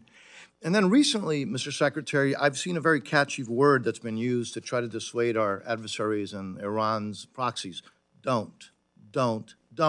Unfortunately, that has been met by another, I guess our adversaries have been using another phrase, which is just do it. And they've been doing it. It's pretty evident that they feel that they can do so with hardly any real consequences. So here's the question, and this may require maybe a skiff to talk about it. First question is, are there going to be serious consequences to those who did not listen to all of the don't words from the administration and have done it, and including, obviously, we know that some of our GIs have died? Question number one. Question number two is this. At present, the current future years defense program indicates that the Air Force Reserve plans is to divest in the F-16 program at Homestead Air Reserve Base through 2028. I don't have to tell you all of how China feels emboldened, and they are making strides in this hemisphere and our own hemisphere. While they don't have a base yet, they do have things that are starting to look like bases. You know, refer to Argentina as an example. And so Homestead is the closest defense against any potential future hostile action. So in light of this divestiture plan, can you confirm whether recapitalization efforts are being considered to ensure that the continuity and enhancement of air combat capabilities at this key facility? Shouldn't we look at, frankly, Homestead's mission with F-35s rather than continuing with the older F-16 post-block upgrades? Again, we use Homestead. We always think of Homestead Air Reserve as a place that's essential for emergencies, for hurricanes, et cetera. But I will argue that when you look at what's happening in this hemisphere, I think we need to be a little bit more concerned about what Russia, China, et cetera, is doing in this hemisphere. So, two questions, and I appreciate hearing from you all. Thanks, sir. Well, first of all, Homestead is an important base because of its location, and it has, you know, gives us reach that I think is pretty important. And so Homestead's going to, the plan for it is to be in the inventory for some time. So if you're asking as to whether or not we're closing down Homestead, the answer is no. That's not in the current plans. And then I'll let the Air Force speak to some of the specifics there in terms of what's planned for the future. Regarding consequences and what people have learned from what's happened here in the Middle East here recently, you know, Iran did launch an unprecedented attack against Israel from Iran with an unprecedented number of weapons. What it should learn from that is that not only does Israel have the ability to defend itself against significant challenges, but its allies, principally the U.S., has significant capabilities as well. And so what you saw come together there in defense of Israel, I think, was quite remarkable. And again, that doesn't happen at the 11th hour. That happens because you know, countries are working together, making sure that we have the right procedures and processes in place to enable us to do that. And the skill of our pilots and the ability to pass information between countries and share insights on battle space, I think all of that came together the way it was supposed to come together. And General Kurilla and others have been working on this issue for quite some time, and I think you saw some of the outcomes on Saturday night. But what Iran should learn is that number one, their assumptions are wrong, number two, that, we're going to do what's necessary to help in the defense of Israel. Mr. Secretary, I get that I'm running out of time, but the key here, though, is that the administration, you, the president, said don't to a number. It wasn't just Iran, it was their proxies, and what they did is did. And what I'd like to hear from you, again, probably this may not be the place, what are going to be the specific consequences for those who basically thumbed their nose at the President of the United States, at you, at others in the administration? When you said don't, they said did. And I hope that we are able to see some serious consequences, because otherwise, with all due respect, just like peace in our time, just like the reset, that's going to be one of those words that will be kept for history's sake as frankly a very sad joke. I'm out of time. I yield back. Thanks, gentlemen. Mr. Kilmer. Thank you, Chairman, and thank you, Mr. Secretary, for being with us. Naval Hospital Bremerton in my district closed its labor and delivery unit in April of 2022 as a result of the military health system downsizing several military treatment facility capabilities and staff. In my neck of the woods, the local healthcare network has simply been unable to manage the additional patient load, and it is unrealistic to have our service members travel all the way to Madigan Army Hospital, which is 43 miles away, not to mention having to cross a toll bridge, for consistent general and maternal care. Without continued pressure on DHA to expedite reassigning additional personnel to the Naval Hospital and reopening the labor and delivery unit, healthcare for our sailors and their families will continue to deteriorate. These shortages are unacceptable and dangerous at a critical time when the Navy plans to expand its missions and maintenance in the region, and when the DoD recently announced the stabilization of the military health system by bringing patients and families from the heavily referred off-base providers back to understaffed MTFs. With this in mind, have you discussed the impacts of these personnel shortages on our sailors' readiness with DHA?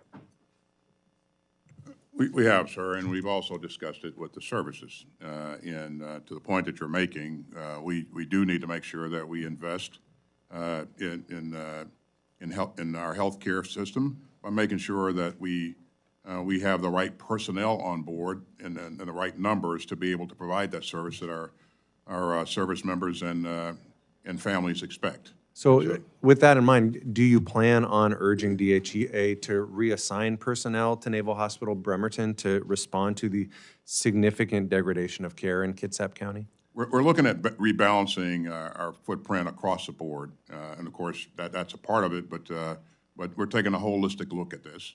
And as you know, we complied with congressional guidance in terms of consolidation and of resources and that sort of stuff.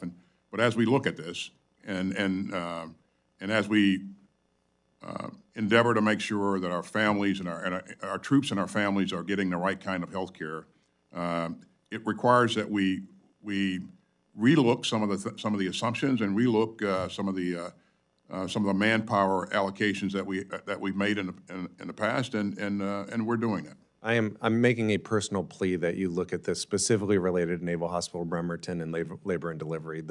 I can tell you stories that I've heard from sailors and from their families that are heartbreaking, and it is as a consequence of these decisions that have been made. I understand tough decisions have to be made, and sometimes there's the wrong decisions, and we can make this right.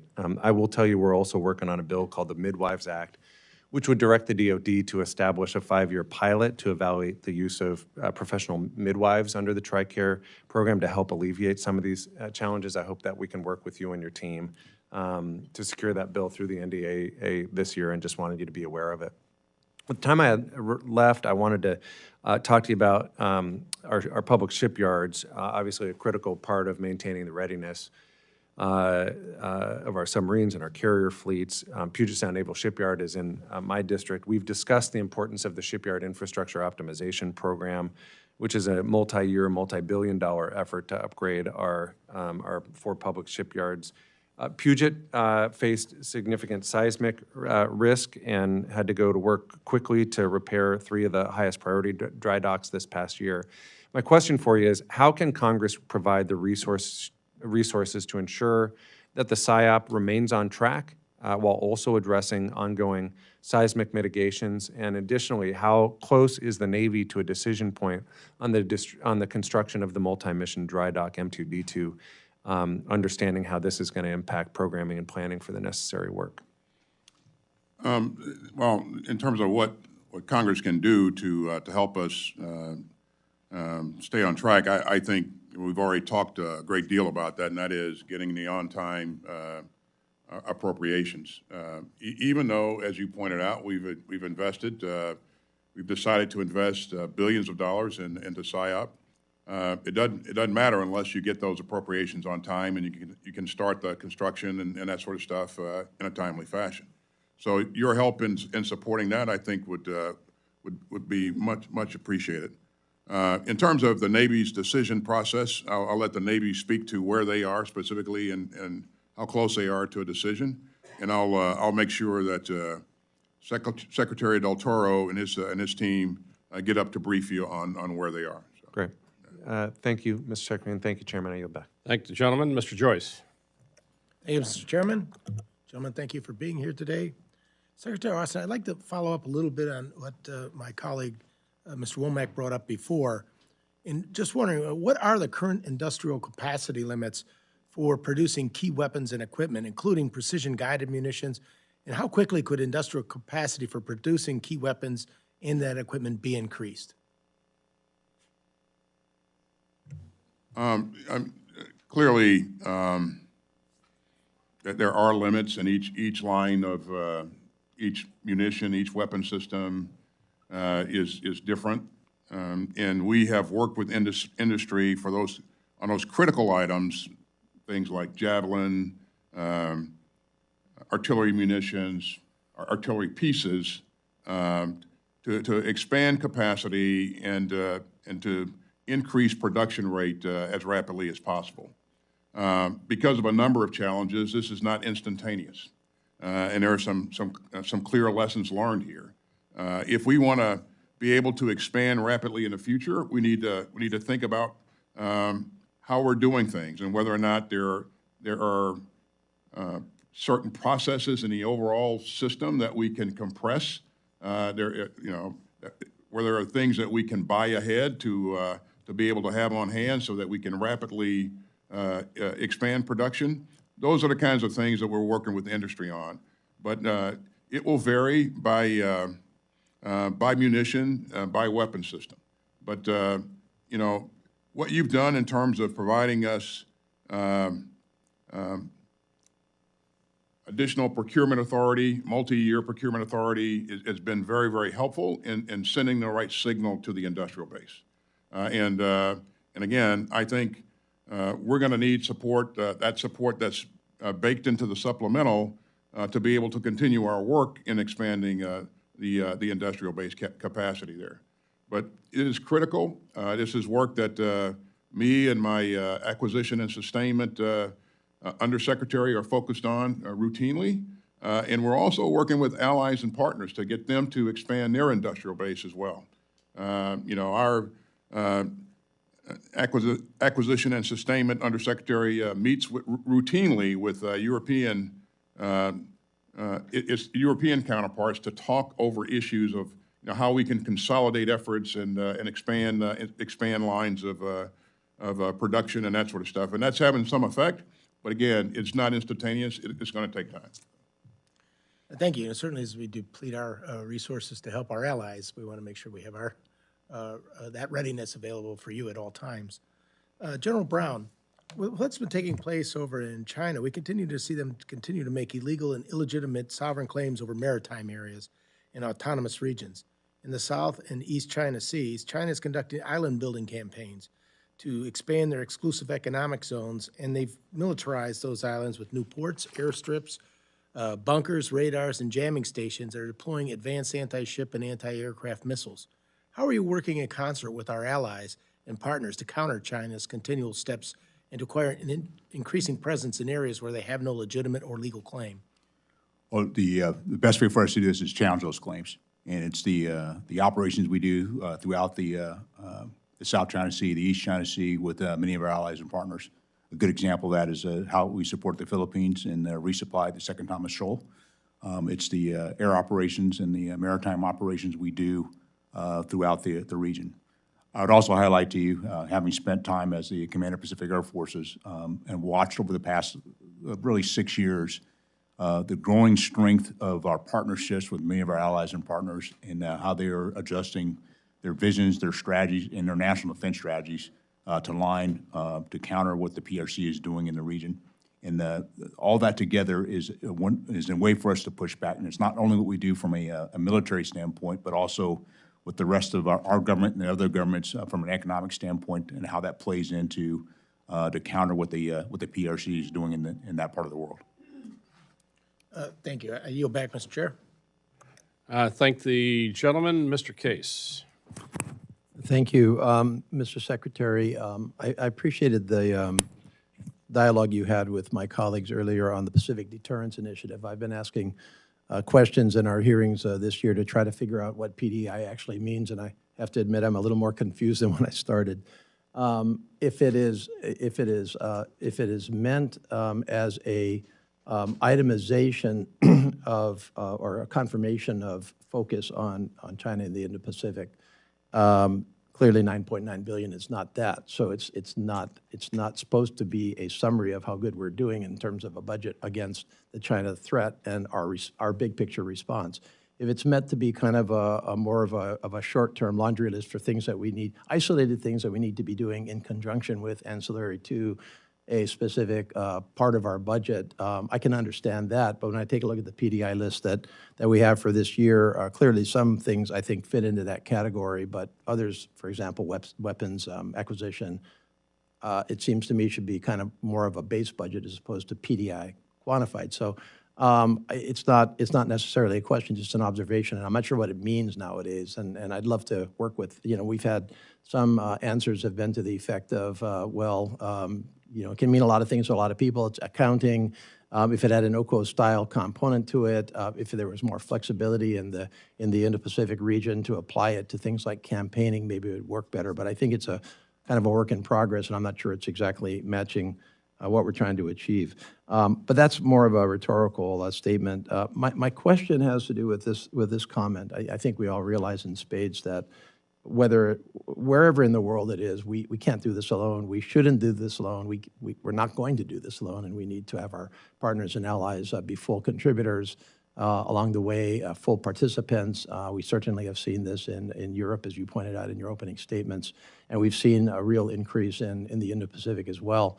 And an important component of that, I think we would both agree, is, I guess, what we euphemistically call campaigning. So the sum total of the connections that we develop with other militaries throughout the region, throughout the world, joint training exercises, interoperability, that whole range. I wondered if you might just give some comment to how that's going with specific regard to the Indo-Pacific, where we clearly have needs with key allies such as Japan and Korea and the Philippines, of course, here this week, Australia, New Zealand, and beyond. But also, I was concerned with whether this budget does give sufficient attention to the overall area of connections between our military, strengthening those bonds, giving them the resources, the tools, the training, the incentives to undertake a greater share of the overall defense. I did note that, for example, in Indo-PACOM's unfunded priorities, they came in, one of their highest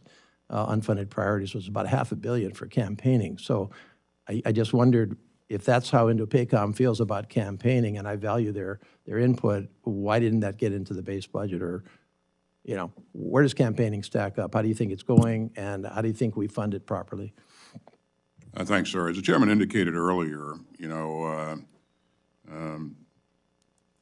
these operations and exercises are fundamental to our readiness, and you see us investing some $147 billion into readiness. That's a decision that we made in light of the fact that there is a cap on the top line.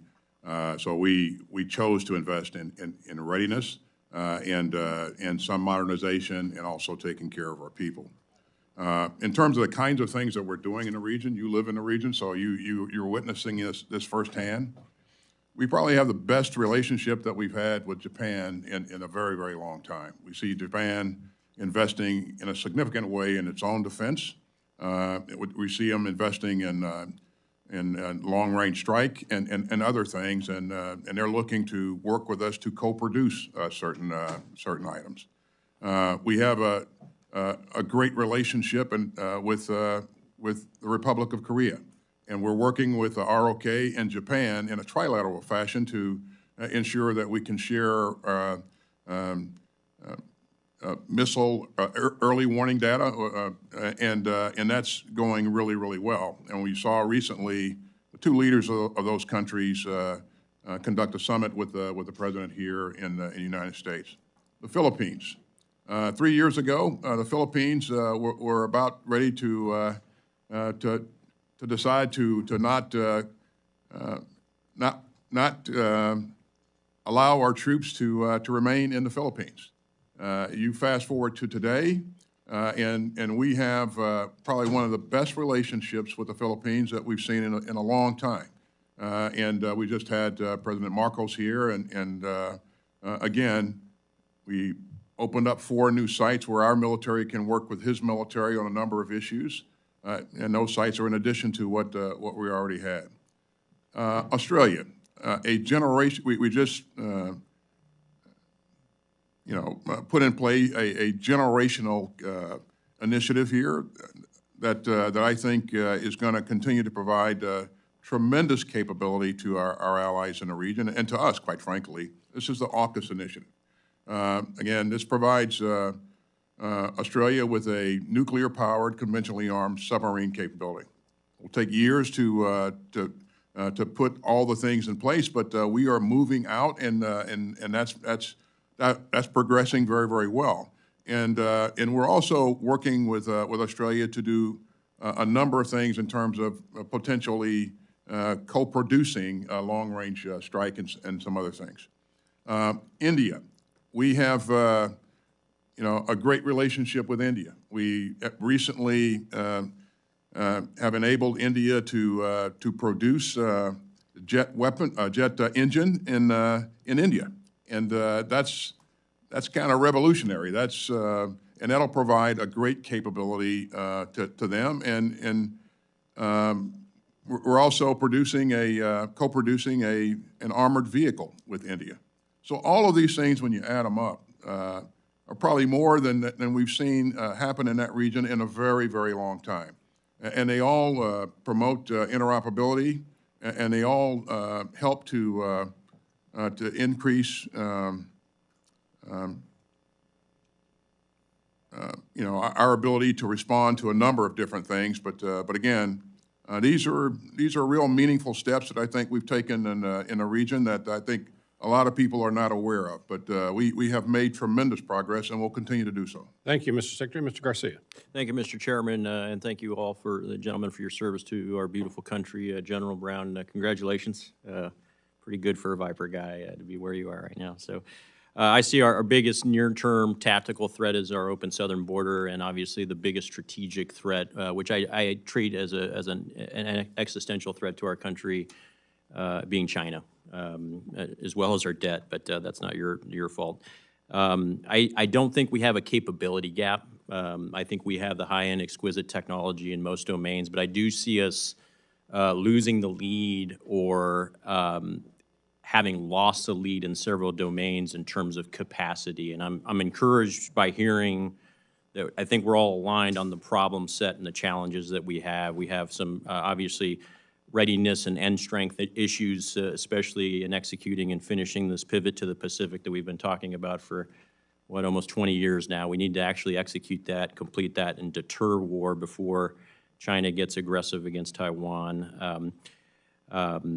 And I think the bottom line is that whether the number is $825 billion or $850 billion, we've got to make it behave like $1 trillion relative to what we are trying to accomplish here and get those efficiencies. I think any investments, and you're spot on, the CRs are the most deleterious move that we can do in that regard. But I think beyond the CRs, if we're going to make investments in our industrial base, we also have to make sure that we're streamlining contracting and valuing speed as a measure of merit out of the Pentagon, and I don't think we have that right now. You all know my number one priority is our troops, especially our junior enlisted E1 through E6. They are the most precious, they're the most potent, and they're the most powerful weapon system that we have. Without them, the B-21 is nothing. The Columbia-class submarine is nothing, and our nuclear triad is futile. So last year, we missed our recruitment numbers, retention numbers by a net 41,000 personnel recruits across all the services. I was encouraged that the President signed my military licensing, spouse licensing relief act into law. I think that helps. And this committee did God's work last year. We passed out of Hack D a bill that took the starting salary for an E1 from $22,000 to $31,000, which is the equivalent of $15 per hour.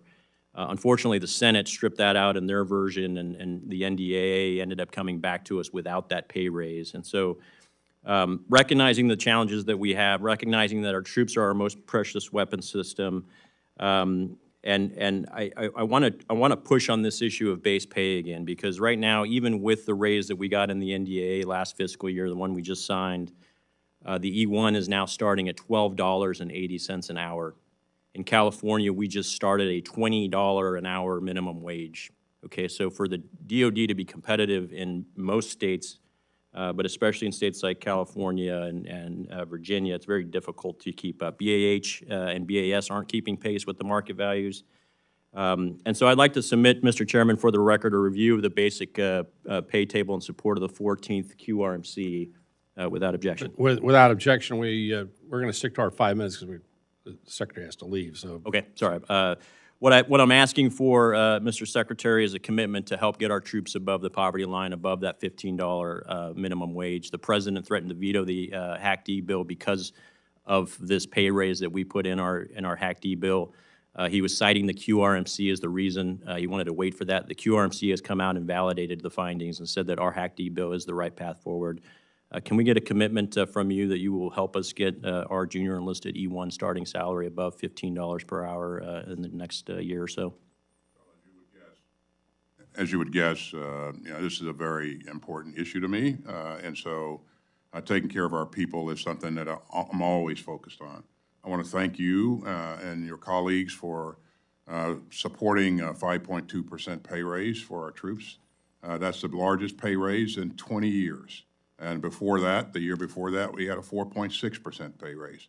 And in this budget, we're asking you for a 4.5% pay raise. So my goal is to reduce the costs that our troops and families are facing and increase the resources, whether it's just child care, whether it's prices in the commissary, a number of things that we've done. And you're right, BAH is a thing that we're focused on to try to make sure that we're coming close to keeping pace and keeping pace, but the market in certain areas is pretty dynamic, and it's no easy task to keep pace. But we will remain focused on this. Thank you, Mr. Secretary. If you get us a written response on that, I know you committed to getting us a compensation review to us as soon as possible. We'd love to have it as soon as possible before we can review that in for the FY25 proposal. With that, Ms. Kaplan, recognized for 5 minutes. Thank you, Mr. Chairman. Sorry to be late. We had our own hearing. Secretary Austin, great to see you. Welcome. Your written testimony rightly states the world of chaos and conquest that Putin seeks, one in which autocrats think they can rewrite borders by force, would leave the United States far less secure, unquote. You understand what is fully at stake at this pivotal moment in Ukraine, Central Europe, and indeed the free world. Generations of immigrants from Central Europe sought security on our shores. I am a descendant blessed by the survival of our grandparents' struggle to escape Bolshevik Russia. Yet many Americans appear not to fully know the history of Central Europe and what is at stake today. What are you and the Department of Defense doing to better communicate to the American people the gravity of the current real threat to the free world represented by an armed Russia, the third largest military in the world?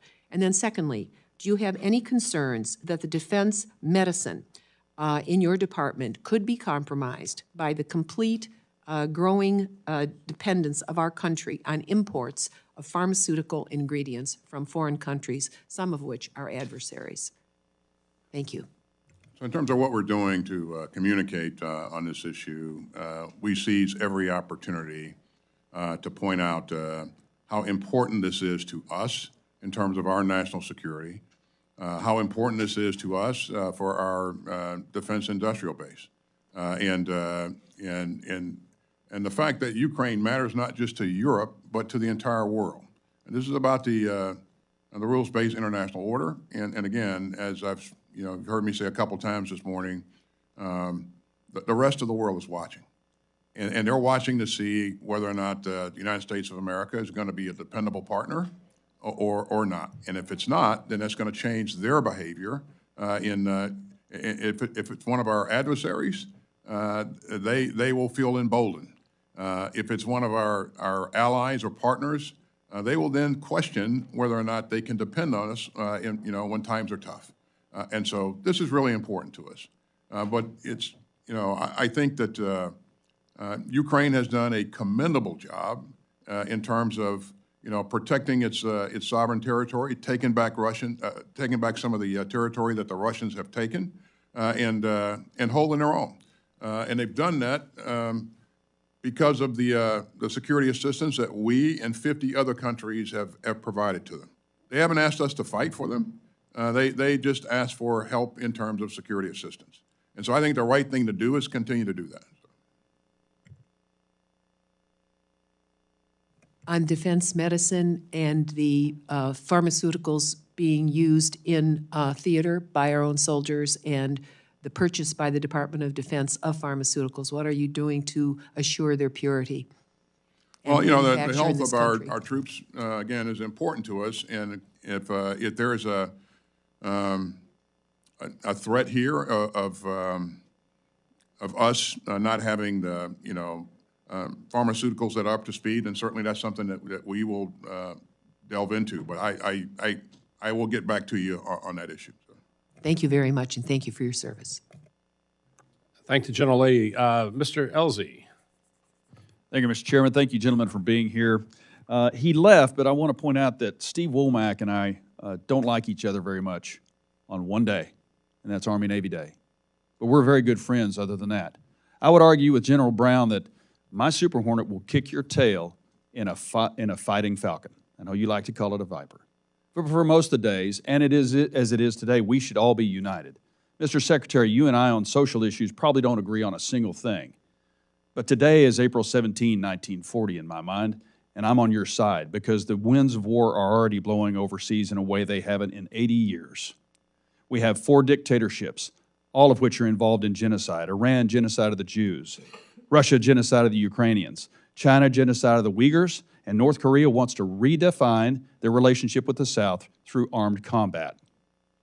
I wish it was April 17, 1946 when we could talk about cuts, but we can't.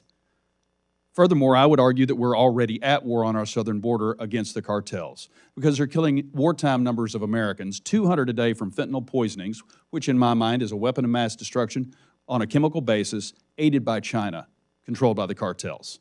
In addition, we're losing that many number of people that you're trying to recruit that need to be going to the police force, to the reserves, to teaching, to having families in this country. You're in a struggle against a group that is being killed at wartime numbers, not seen since World War II.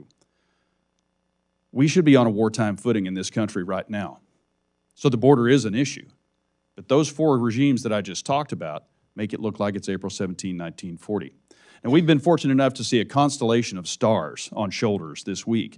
And what they've all told us from the EUCOM commander, he says he needs EW and AEW. They're not building any 18 Growlers anymore. We need more of them. The Israelis need tankers. I talked about that in June when we went there before October and talked about that with the Prime Minister. Indo-PACOM and the Marines need contested logistics capabilities with C-130Js and their landing ship medium. In Ukraine, most of the money that we're going to spend goes to weapons for us. You know, we won World War II with Liberty ships. And this LSM that the Marine Corps needs 35 of and identified that in 2022 would have cost $100 million apiece.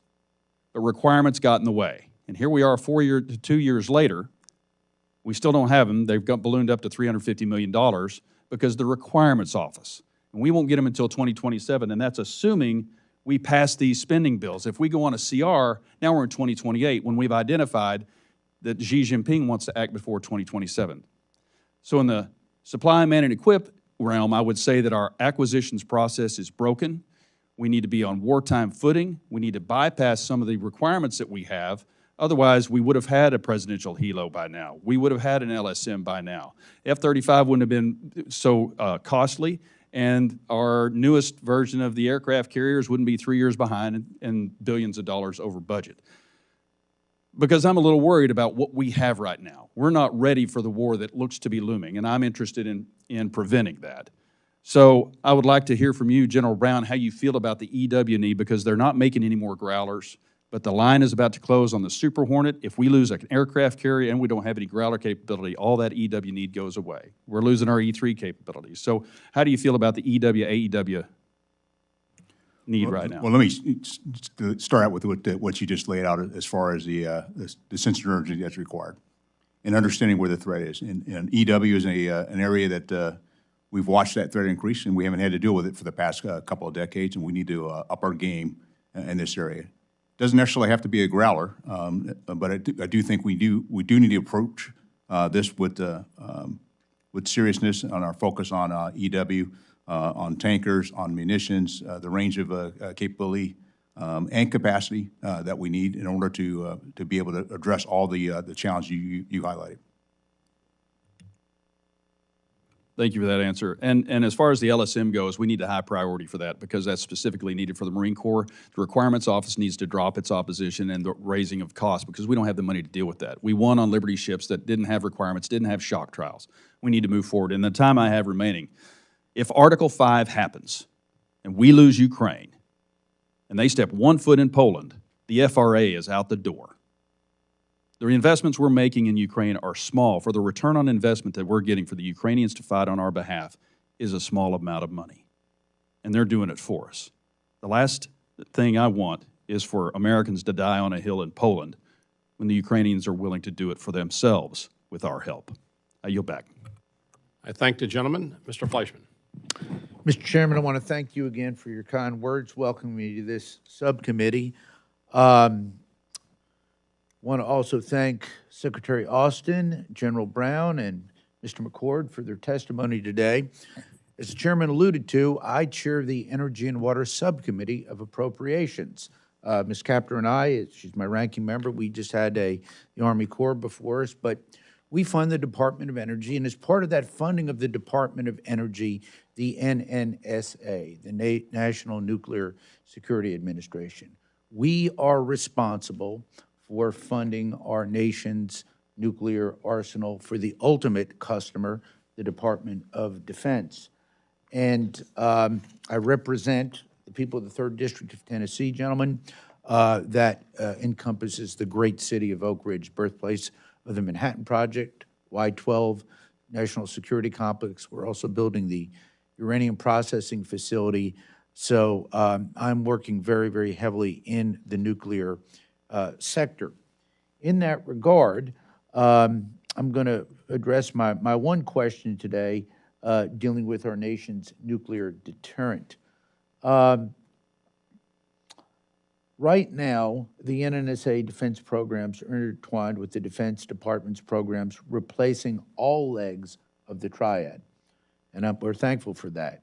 It will come as no surprise that I have concerns, given we see that Russia has essentially fully recapitalized its nuclear forces, China rapidly expanding its numbers and fielding a triad of its own, and the looming prospect, sadly, of a nuclear Iran. We also face the termination of New START in less than 2 years. We're entering uncharted territory dealing with potentially 2 peer nuclear adversaries as we're in the middle of recapitalizing our entire deterrent. My question, gentlemen, is, given this troubling strategic threat picture, I'm interested in hearing your outlook on the current pace of recapitalization of our nuclear deterrent. Are there any ways we in Congress can better support the Department's efforts to meet this increasingly tight deadlines? And with that, I will wait your response. Well, let me begin by thanking you for what you've done to date. As you know, over the course of this administration, we've requested to invest some $149 billion in the modernization of our nuclear program. It is the bedrock of our defense, you know, our nuclear triad here. And I personally believe that all three legs are important, and I think that we should continue to invest in the modernization of all three legs. Now, because of the fact that you know, we're now faced with two major nuclear countries or potential adversaries, conditions have changed, and whether or not we're going to need to do more in the future is something that we're going to have to consider. But I think following through with our current modernization program is the right thing to do. And again, I support you for what you're doing to support. I thank you for what you're doing to support us. And again, I think we should maintain course and speed here. So. Thank you, Mr. Secretary. And I will say, we work bipartisan. We have the Nuclear Security Working Group. We work with the NNSA. We want to link up and work very closely with the Department of Defense so that we can have them make sure that our ultimate customer, you all, are pleased with what's going on. We will continue to fund that, I think, in a bipartisan and bicameral way.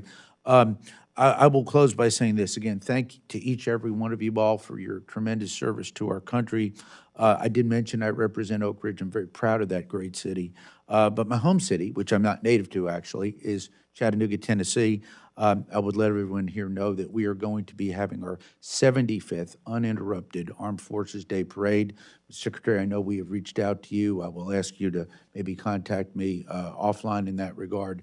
Uninterrupted, I would maintain that Chattanooga is probably the most patriotic city in America. Our veterans are near and dear to us, as are great men and women who are serving our armed forces today. And with that, I will yield back. I thank the gentleman and thank the gentlelady from Minnesota for her interest in this and doing the great job that she does. And I want to thank all three of you for your service. Before we conclude, I want to thank you for your testimony. And also, if you have any members who have any questions for the record, I ask witnesses respond in a reasonable period of time. With that, thank you. The subcommittee is adjourned. You're pretty good on time. Good job.